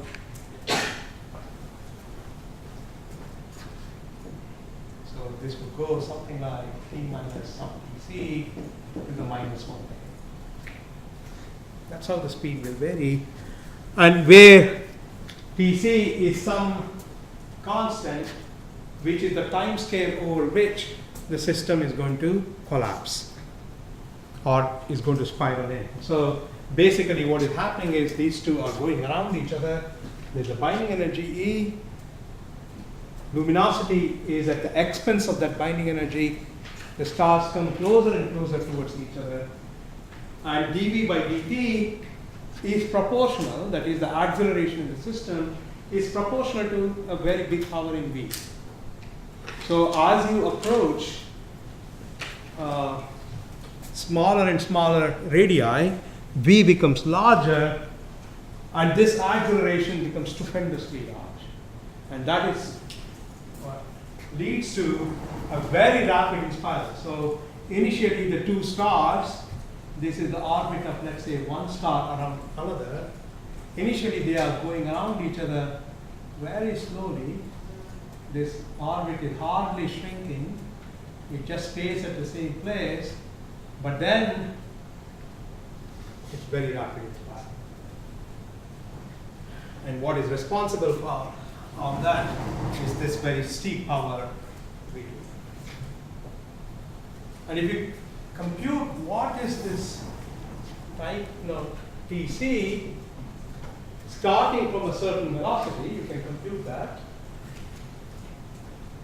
That will turn out to be pi by 256 eta 1 by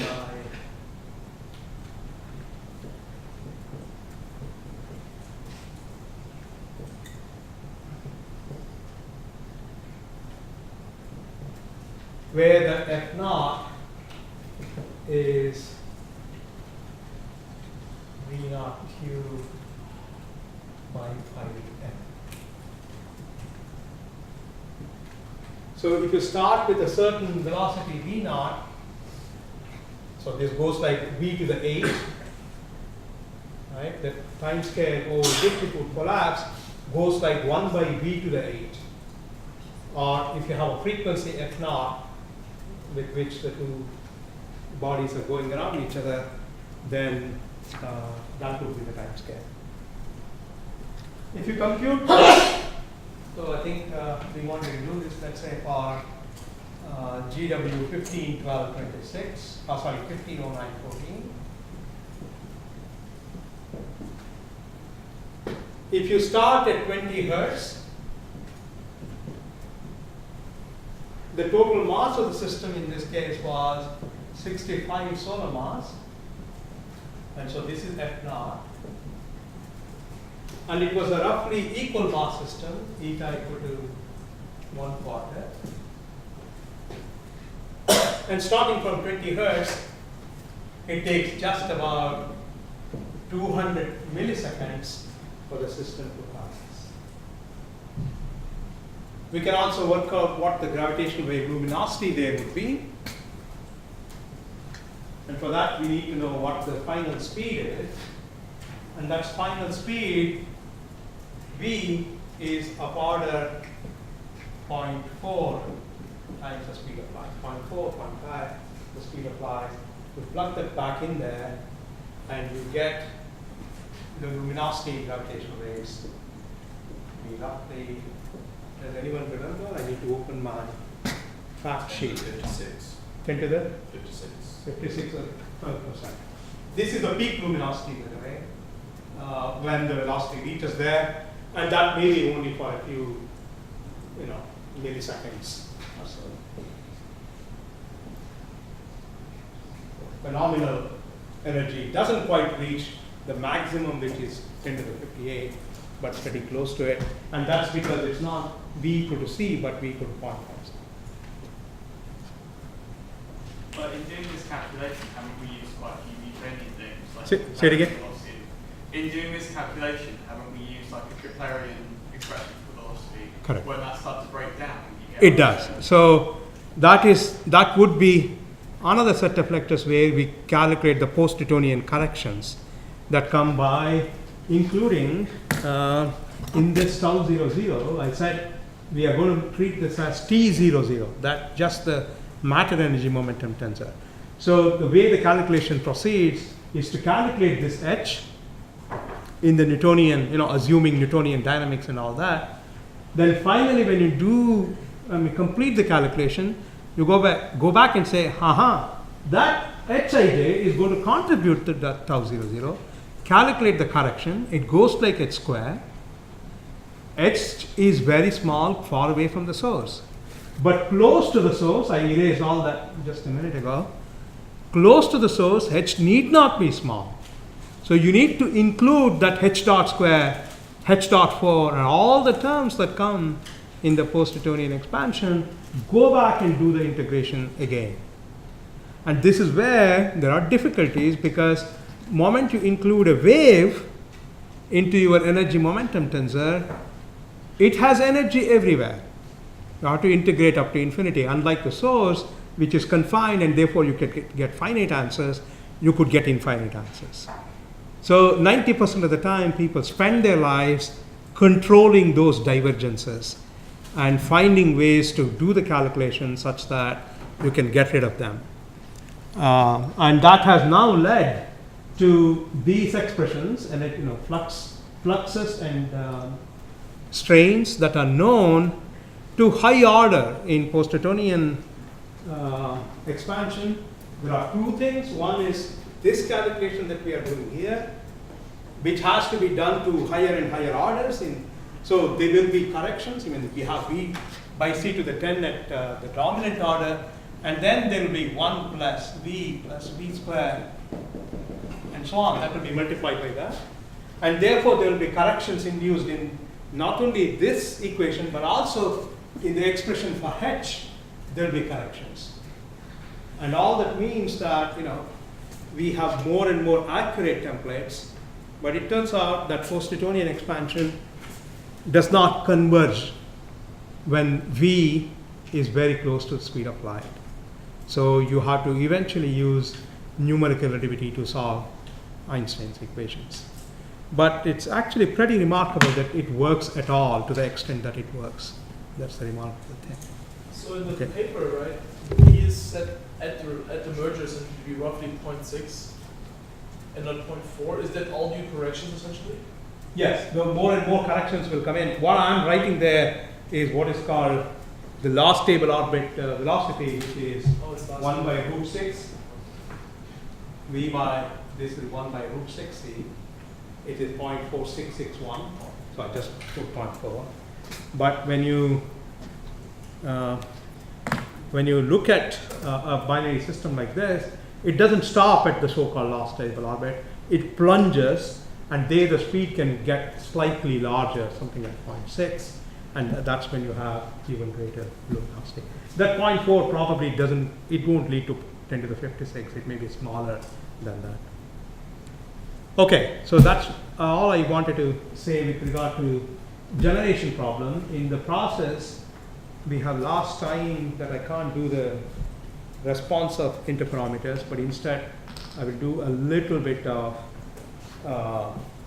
gravitational wave data analysis. Can we have the slides? Sorry, the screen, please.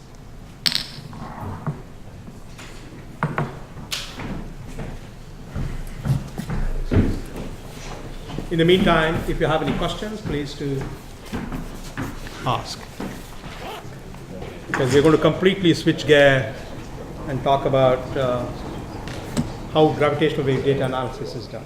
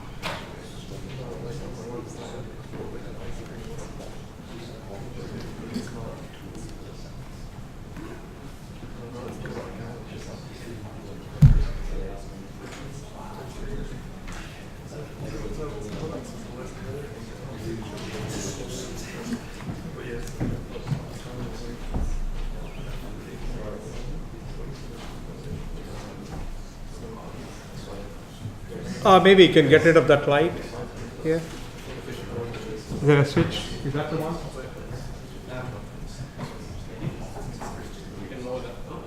Right, so we're going to talk about three aspects in data analysis. I think you're going to hear more data analysis talks in the school, but I want to touch upon briefly each of these because I was asked to just give some introduction. So the problem of detection, the problem of parameters. Sorry, you need lights. Okay. Oh, for the okay. Go ahead.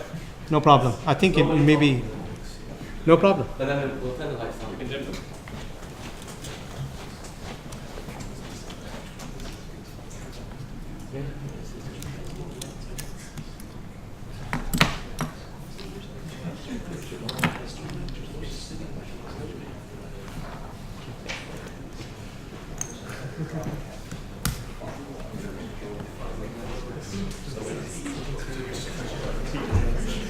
So let me begin with the problem of detection. So what are we trying to do here?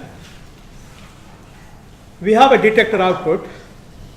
Until recently, the only thing that we had was background noise. So the detector output X of t consisted only of noise. But occasionally, once in a while, maybe after 20 years of commissioning and building the instrument and so on, you get a signal. So that's very rare. That H of t buried in noise is rare. So there is some interesting signal in addition to the background noise. So we are faced with the problem, given the detector output X of t, which of the two possibilities is more likely, given that, and this is crucial, the background noise is Gaussian and stationary, neither of which is true. And that's where most of the data analysis effort goes in. I can do, if the noise is Gaussian and stationary, I can do the data analysis talk in half an hour. But if it is not, then you take a whole year to sort out all the problems. So what I'm telling you is what happens after you clean up the data and reject those instances when the noise is not good, and when you have clean data, what you can do is to ask the question, okay, now I have Gaussian and stationary noise. Can I tell whether that detector output contains an interesting signal or not? And this is most elegantly formulated in terms of the so-called Bayes theorem.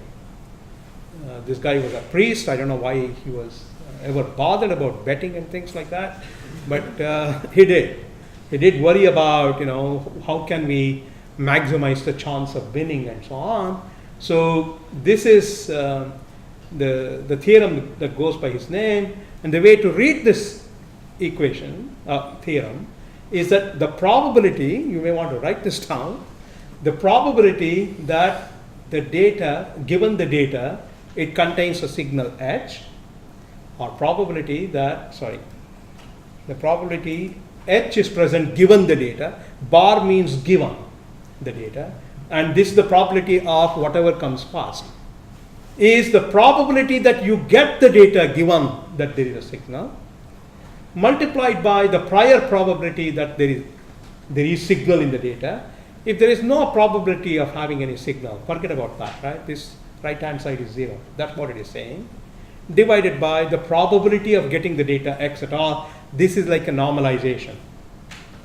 Okay? But it is the sum of this plus the probability of not having the signal. So it's this denominator is a sum of two terms, one which contains the signal plus one which does not contain the signal. That's all the denominator is.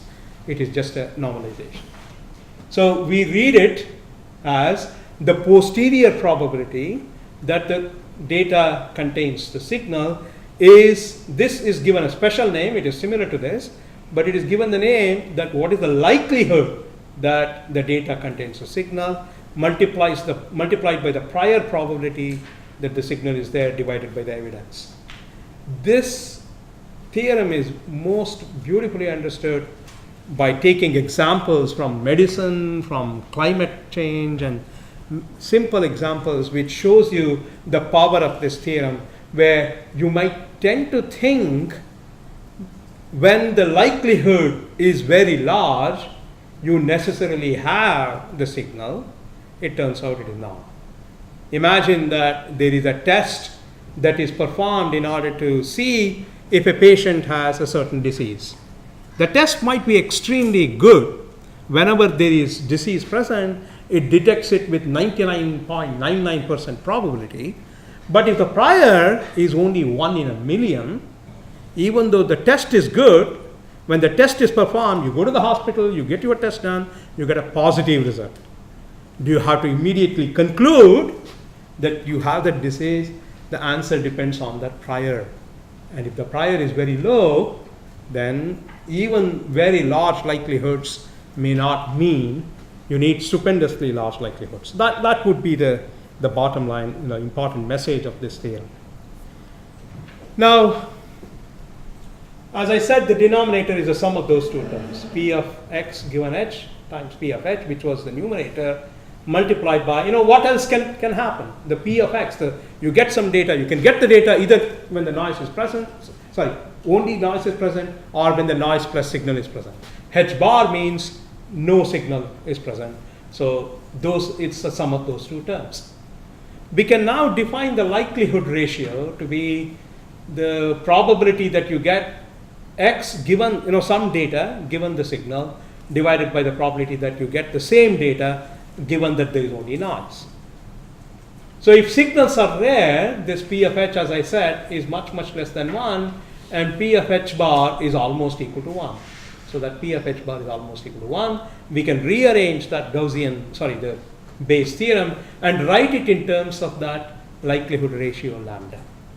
And that would be lambda times P of h divided by 1 plus lambda times P of h. You can, it's a very straightforward simplification.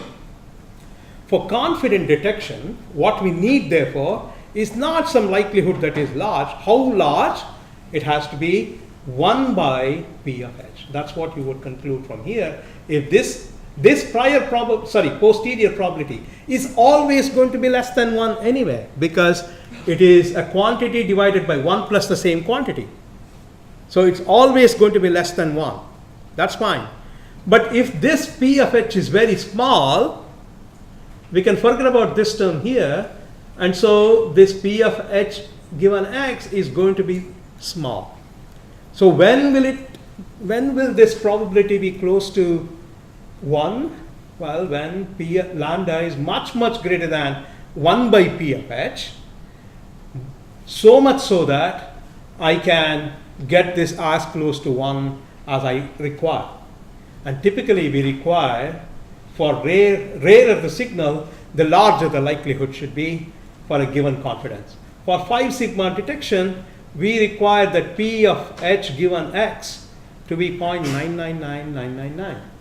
And that's 1 in a million chance. What is that chance? Well, it's a 1 in a million chance that noise only, that P of h given x, where is that? P of h given x. P of x given h produces this, the same data. P of x given n produces the same data. That is that chance, 1 in a million, 10 to the minus 6. That's what we require for a 5 sigma detection. To compute the likelihood ratio, we can start with the assumption that we made that noise is Gaussian.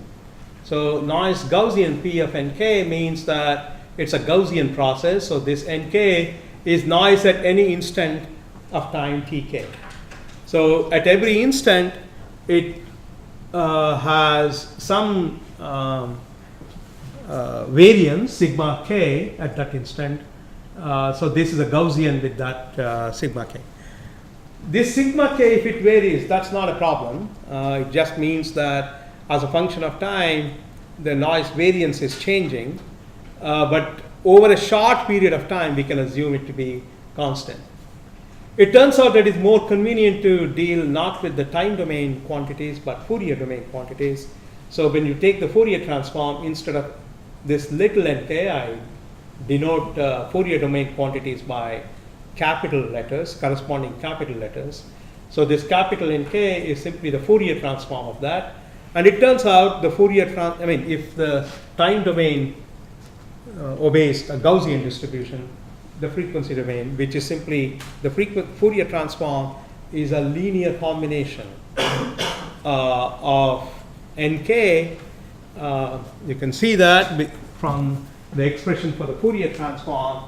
Nk is sum over little nl e to the minus 2 pi I k l upon capital N, where this is capital N is the number of data points.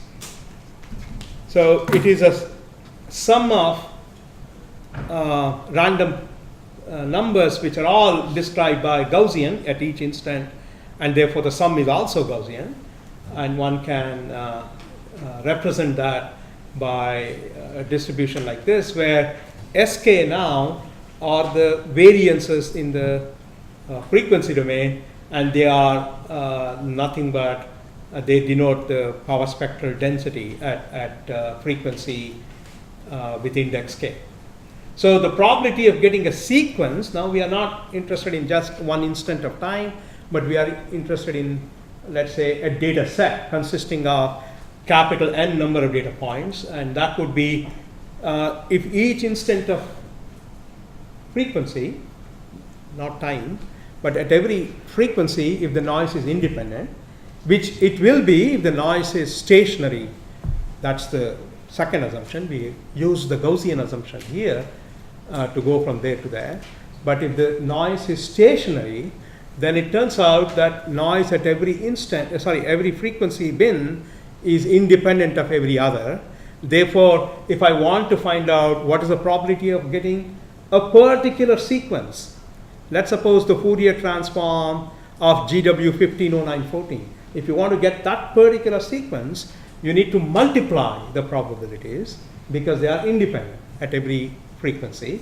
So I do that multiplication of the probabilities. But it turns out when you multiply exponentials, they sum, the powers sum, and you can represent that product by simply converting this into a scalar product where that angular brackets denote a comma b is sum over nk square by sk square. That's it. So if the signal is absent, then n is equal to x. Noise is simply the the detector output is simply the noise. And if the signal is present, then the noise is x minus h. So we can now calculate the lambda that I introduced in the previous slide, which is the ratio of these two probabilities in terms of those scalar products that are introduced. So in the numerator, you get e to the minus 1/2 scalar product of x minus h with x minus h. That's because noise is x minus h when signal is present. When signal is absent, noise is just x, therefore you get e to the minus 1/2 x comma x. So one of these factors, you can simplify this. You can, this is a linear scalar product, therefore you can expand that. You can cancel e to the minus 1/2 xx, and you are left with this quantity, e to the x comma h minus 1/2 h. This is the norm of the signal. I don't know whether I take let me discuss the limits of this. No, I don't discuss it. So let's spend a minute discussing what happens in different limits. I need to sit down somewhere. My legs are really aching, so maybe I can.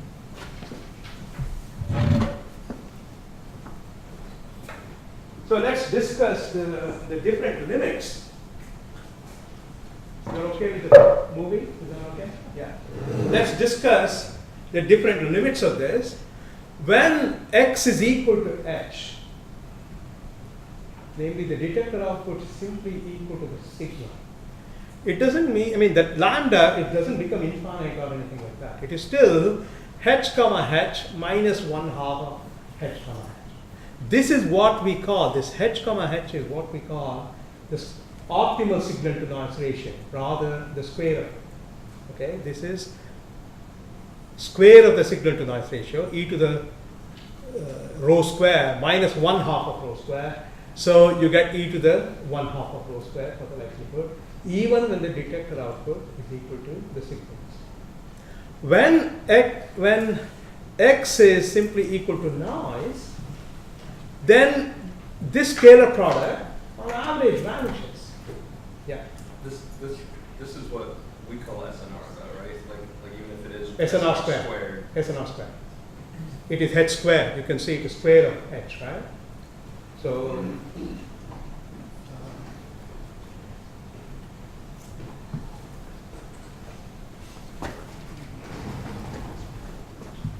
that scalar product with h comma h, our signal to noise ratios are linear in h. So rho square is h comma h. So it's in integral terms. I know I have introduced sums there. This is modulus of h of f squared divided by SHFF df with suitable limits. Yeah, but I'm pretty sure in the modern, like in the current nomenclature, I'm pretty sure we just call that rho. No. The signal to noise ratio of 25 for 150914 corresponds to square root of that. So it was actually in the, so the electromagnetic astronomers call this the signal to noise ratio. That's correct. That's because they don't do coherent integration, they do incoherent sum of photons, and so they use the power as the signal to noise ratio. Our power signal to noise ratio. So sometimes this is referred to as power signal to noise ratio, not square or anything like that. So that would be something like 600 for 150914. Okay. Our signal to noise ratios are proportional to h, not h squared. So this is h squared. So when x is equal to noise, the first term vanishes. Okay, so it is this only the second term. So the probability. Oh wow! Do you want to sit up? Do you want to sit up there? I'm sorry. Do you want to sit in front of you? No, it's okay. It's fine. I have control. So this becomes now e to the minus 1/2 of h comma h, which means that the larger you make the signal to noise ratio square, the less probability when it does not actually contain the signal. Right? So simply because you make h, the quantity larger and larger, it doesn't mean that you're going to just somehow make the probability larger. So it's only when x is equal to h, you have a best system. If you make x equal to 10 times h, it doesn't mean that you're going to make the thing any larger. So that's the likelihood ratio, and there are difficulties. The likelihood ratio is computationally very expensive. X comma h would need to be computed for tens of millions of points in the parameter space. Why? Because we said we're going to compute that lambda for a given h, but we don't know which gravitational wave signal is going to be incident on our detector. It could be a binary neutron star or a binary black hole, but they have masses, they have spins, and therefore this is not going to be an easy problem. Yeah. Could you explain again, like for this ratio, the likelihood ratio? You said this if x, even if h is large, but x is like 10 times of it, it essentially just says if your signal is large, but your noise is even larger, essentially, right? Correct. This is what it means. Yeah. No. What is the intuition there? Like I don't fully get it.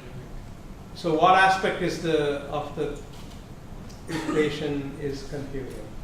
No, because you said like if h is large, it doesn't mean the likelihood would be No, large. if it does not contain, if the noise, so if x is divide up any signal. If x is noise, n comma h, that's the scalar product of noise with the what we call the template here, is 0. But isn't that just very obvious? It is obvious, but it is encoded in the Okay. equation very naturally. Is all I'm I saying. thought I was confused with that. Yes, intuition. Yeah, your intuition is correct. Okay. That's what it is. Simply because you make h larger and larger, it doesn't really help you. Is what I'm saying. Okay. So this likelihood has to be computed at many different points in the parameter space, typically at tens of million points, and that is what is computationally very expensive. So we are going to denote the parameters as mu, and so before giving up whether there is a signal present or not, we have to make those computations. This is the reason why we had to move away from the so-called Bayes theorem in order to make the detection. In order to make detection, we're not going to use Bayes theorem. We are going to construct what is called a bank of templates to make the detection. I may have a slide or two to show that. The second problem, as I mentioned right in the beginning, is that noise is neither Gaussian nor stationary. Nothing much can be done about non-stationarity. Detector behavior is assumed to be stable for a few hours or a few days, and that's enough to kill most of the problems. Non-Gaussian and non-stationary data is normally rejected. There are lots and lots of techniques within the LSE and Virgo collaborations, but I'm not going to address those problems here. I don't know whether Peter was planning to do some detector characterization. No, not in this. Not in this search. Not part of these lectures. Okay. I think I'm going to skip. Oh, no, I don't know whether I can skip it. Yeah, we have 10 minutes. So detector outputs. So in order to, as I said, it's really extremely hard to compute this lambda, which is what is required to make a decision. But so one can't really formulate the problem in terms of those Bayes theorem. What are we going to do? We're going to choose a bunch of templates, discrete points in the parameter space, and evaluate what that scalar product is. Yeah. So you were saying that it's more efficient to use templates, but for templates, especially for the last detections, you were using hundreds of thousands of templates, and there's 10 million ones. So is there a big difference between those two? Yes. What happens in the Bayes theorem? Sorry, I jumped. Here, one uses the so-called Markov chain, Monte Carlo, to find out where the peak is, and that can be random. It is not systematic in any sense of the word. And that is the reason why you end up having those tens of millions of points. But you need to do that in parameter estimation later on. But you avoid doing it by just choosing a bunch of templates, coarsely sampled. Those coarsely sampled templates are not quite enough if you want to do the parameter estimation, although there are people who are doing it currently to improve that situation. Yeah. I just wanted to add, because I don't know if you said it, like the way that we coarsely sample those templates is we try to make it so like in the part of the parameter space that you're looking at, any signal that falls in the continuous parameter space will overlap with one of the discrete points at least 97%. So we still have like a matching condition to make sure that you'll find the majority of signals in there. That's the criteria that one uses. Yeah, thanks for pointing it out. So the way this is done, I mean, what Cody described to you, the way those choices are made in picking up templates is by using a geometric formulation of signal analysis. And how does that work? Well, all detector outputs can be thought of as vectors. It's a bunch of numbers, n points, let's say. It's an n-dimensional vector.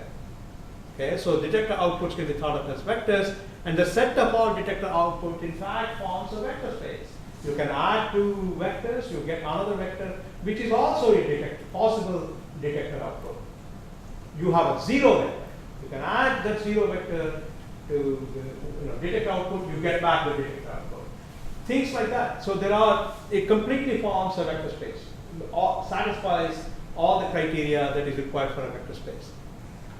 Signals are also vectors that live in this vector space, but the combination of all signals don't form a vector space.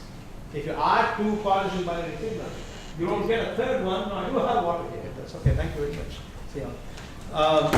You don't get a third signal that is also a gravitational wave signal. So the signals themselves don't form a vector space, but they live in that vector space formed by detector output.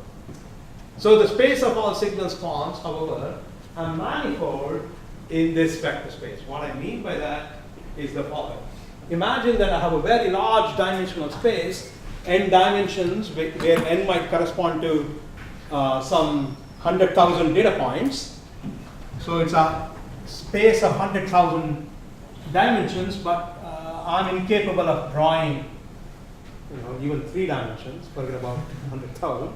So I will, give this perspective to show what this manifold is. So you have a detector output. That is one detector output. That's another detector output, and so on in this n-dimensional space. However, the signals in this space, let's choose a red color. Let's suppose a binary black hole. That might be a vector like this. But the binary black hole signal depends on what are the masses, the two masses of the system. Let's suppose we vary the total mass. As you vary the total mass, these vectors might simply go around like that. When you vary the mass ratio, they may go around in a different direction. So they all live on a manifold like that. So if you take a point on this manifold, you get a binary black hole signal. So that is what the signal manifold would be. Now we introduce a scalar product, remember, A comma B. That can be used now to induce a metric on the signal manifold that we just introduced. So the signal manifold M has now only 2 dimensions. We have the concept of distance between any two vectors. Oh, sorry. Go back. Yeah. The concept of distance between two vectors, A comma B, can be used to induce a metric. This is what is done in general relativity. You have the concept of a distance. From that, you can get what the metric is, where this G alpha beta is H alpha H beta, where H alpha is the derivative of H with respect to mu alpha. That's what it is. So now the signal space acquires shape. Previously, it was just a manifold and an amorphous collection of points. But the moment you put a metric, it gets some shape. And the challenge is to choose templates in this manifold. First, how do we compute the number of templates that is required? Well, that is straightforward. Given what the metric is, square root of G, the metric, integrated over the whole parameter space gives you the volume in the parameter space. And the number of templates is how much you are prepared to say each template is going to cover. You may say delta V is the volume occupied by each template. So going back to the diagram there, you may say that each template here will occupy some volume. It may be a rectangle, and that is delta V. The volume of this space is known, that is V. So the number of templates that is required is simply V upon delta V. That's the expression that I have written down there for the number of templates. But number of templates is one thing, but choosing those templates is another problem. And that is also a very hard problem, and it is called the template placement problem. And this is another piece of research which is currently, I believe, is not completely solved. And you could easily get a paper or two by focusing on this problem. There are many different algorithms, should we choose a uniform grid, say in the space of masses and spins, or something more fancy, a hexagonal lattice or a stochastic lattice, or different methods. As an example, the first observing run deployed 250,000 templates for compact magnetic polarity searches, and millions for continuous wave searches like Alicia, Synthase is going to talk about. Okay. Now, this is what Cody was mentioning. We choose templates in the space of masses by the algorithm that I mentioned. They look as though they are not uniform. That's because we are looking at the wrong parameter space. They are really uniform when you talk about the scalar product. The scalar product of any two nearby points, data points here, is 0.97. It just so happens that for lower masses, you have longer templates, and therefore very tiny differences in the masses is going to dephase them, and you require a higher density of templates for lower masses. For higher masses, on the other hand, you don't require as many templates. I'm going to just mention in passing here, without match filtering, we couldn't have detected this second signal. Even the detection required the application of match filtering. You may have heard that the 150914 was detected online within a few minutes of the event occurring by a so-called burst method. That's true. The burst method being the first discovery. But the second event, which was second confirmed event, couldn't have been detected by this burst detection algorithm because it really does not appear in the raw data. It's buried somewhere here, and you can't really pick it up by burst detection algorithm. Whereas if you look at the match filter output, it slowly picks up. And in the two detectors, the signal to noise ratio is a function of time.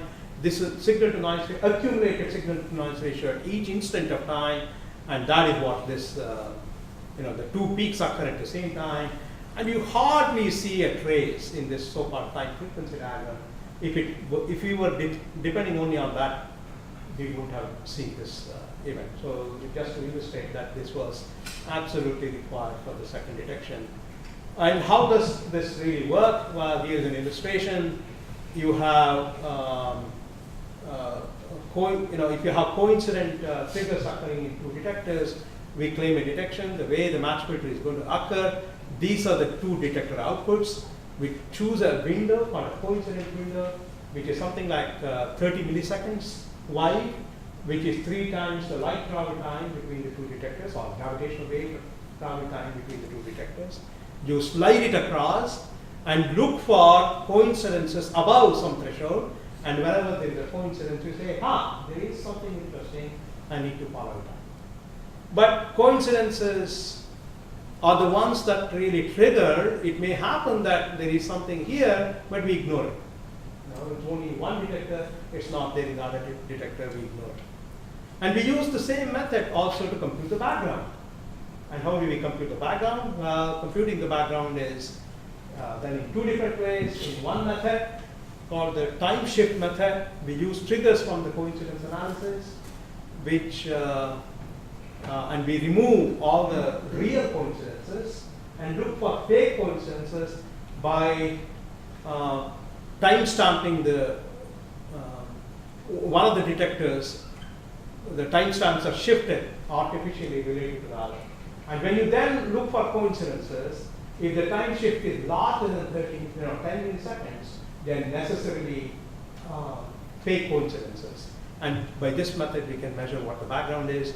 The second method collects triggers from single detectors, constructs the property distributions for those single detector triggers, and then looks at what is the probability of those two distributions producing a coincidence. And these two methods wonderfully agree with each other, and that is, the time shift method is illustrated here. So what is done? Oh, wow, it didn't work. Okay, it looks like the animation didn't work there, but that doesn't matter. So you can see you time shift one of them relative to the other. Then you have a coincidence here, but that is a fake coincidence because the light travel time here is larger than, the shift is larger than the light travel time, and these two are not coincident events, they are fake, and that's what measures our path. So I won't, I think we are probably running out of time now, but this is the nice background from the two time shifts that was applied to 150914 and 151226. On the left hand side, you see 150914 over there. This background here, I said, normally we remove the coincidences that happen without any shift, time shift. But if you include those would be the coincidences. And this was the right thing to do for the first discovery. You don't remove any figures when you look for these so-called fake coincidences. So the real signal in the two detectors could be coincident with accidental glitches in the other detector, and that's what produces this black background. Whereas if you remove them, you would produce a background that is represented by that blue background. And so based on even this background, which includes those events when you compute the background, the first discovery has, in those times we used to use sigma, how many sigma away from distributions that event is, it was greater than 5 sigma. We don't use sigmas to denote significances anymore because it depends on the amount of noise that amount of data that you use. That's the second method, and it also produces consistent results with that. This is for 151226. I think I probably have to stop here, except to just show that parameter estimation also uses the Bayes theorem back again. Except now we are going to ask the question instead of h, given that there is a signal present, what are the values of those parameters given? And it goes like that. I mean, there are a bunch of slides. I'm going to give this to you, Sian. You can distribute it, and it tells you how various things are computed, how it is applied to the real data, and what the results are. And finally, this is probably the most important one where students might be interested. Maybe we can take this up within the discussion. Thank you.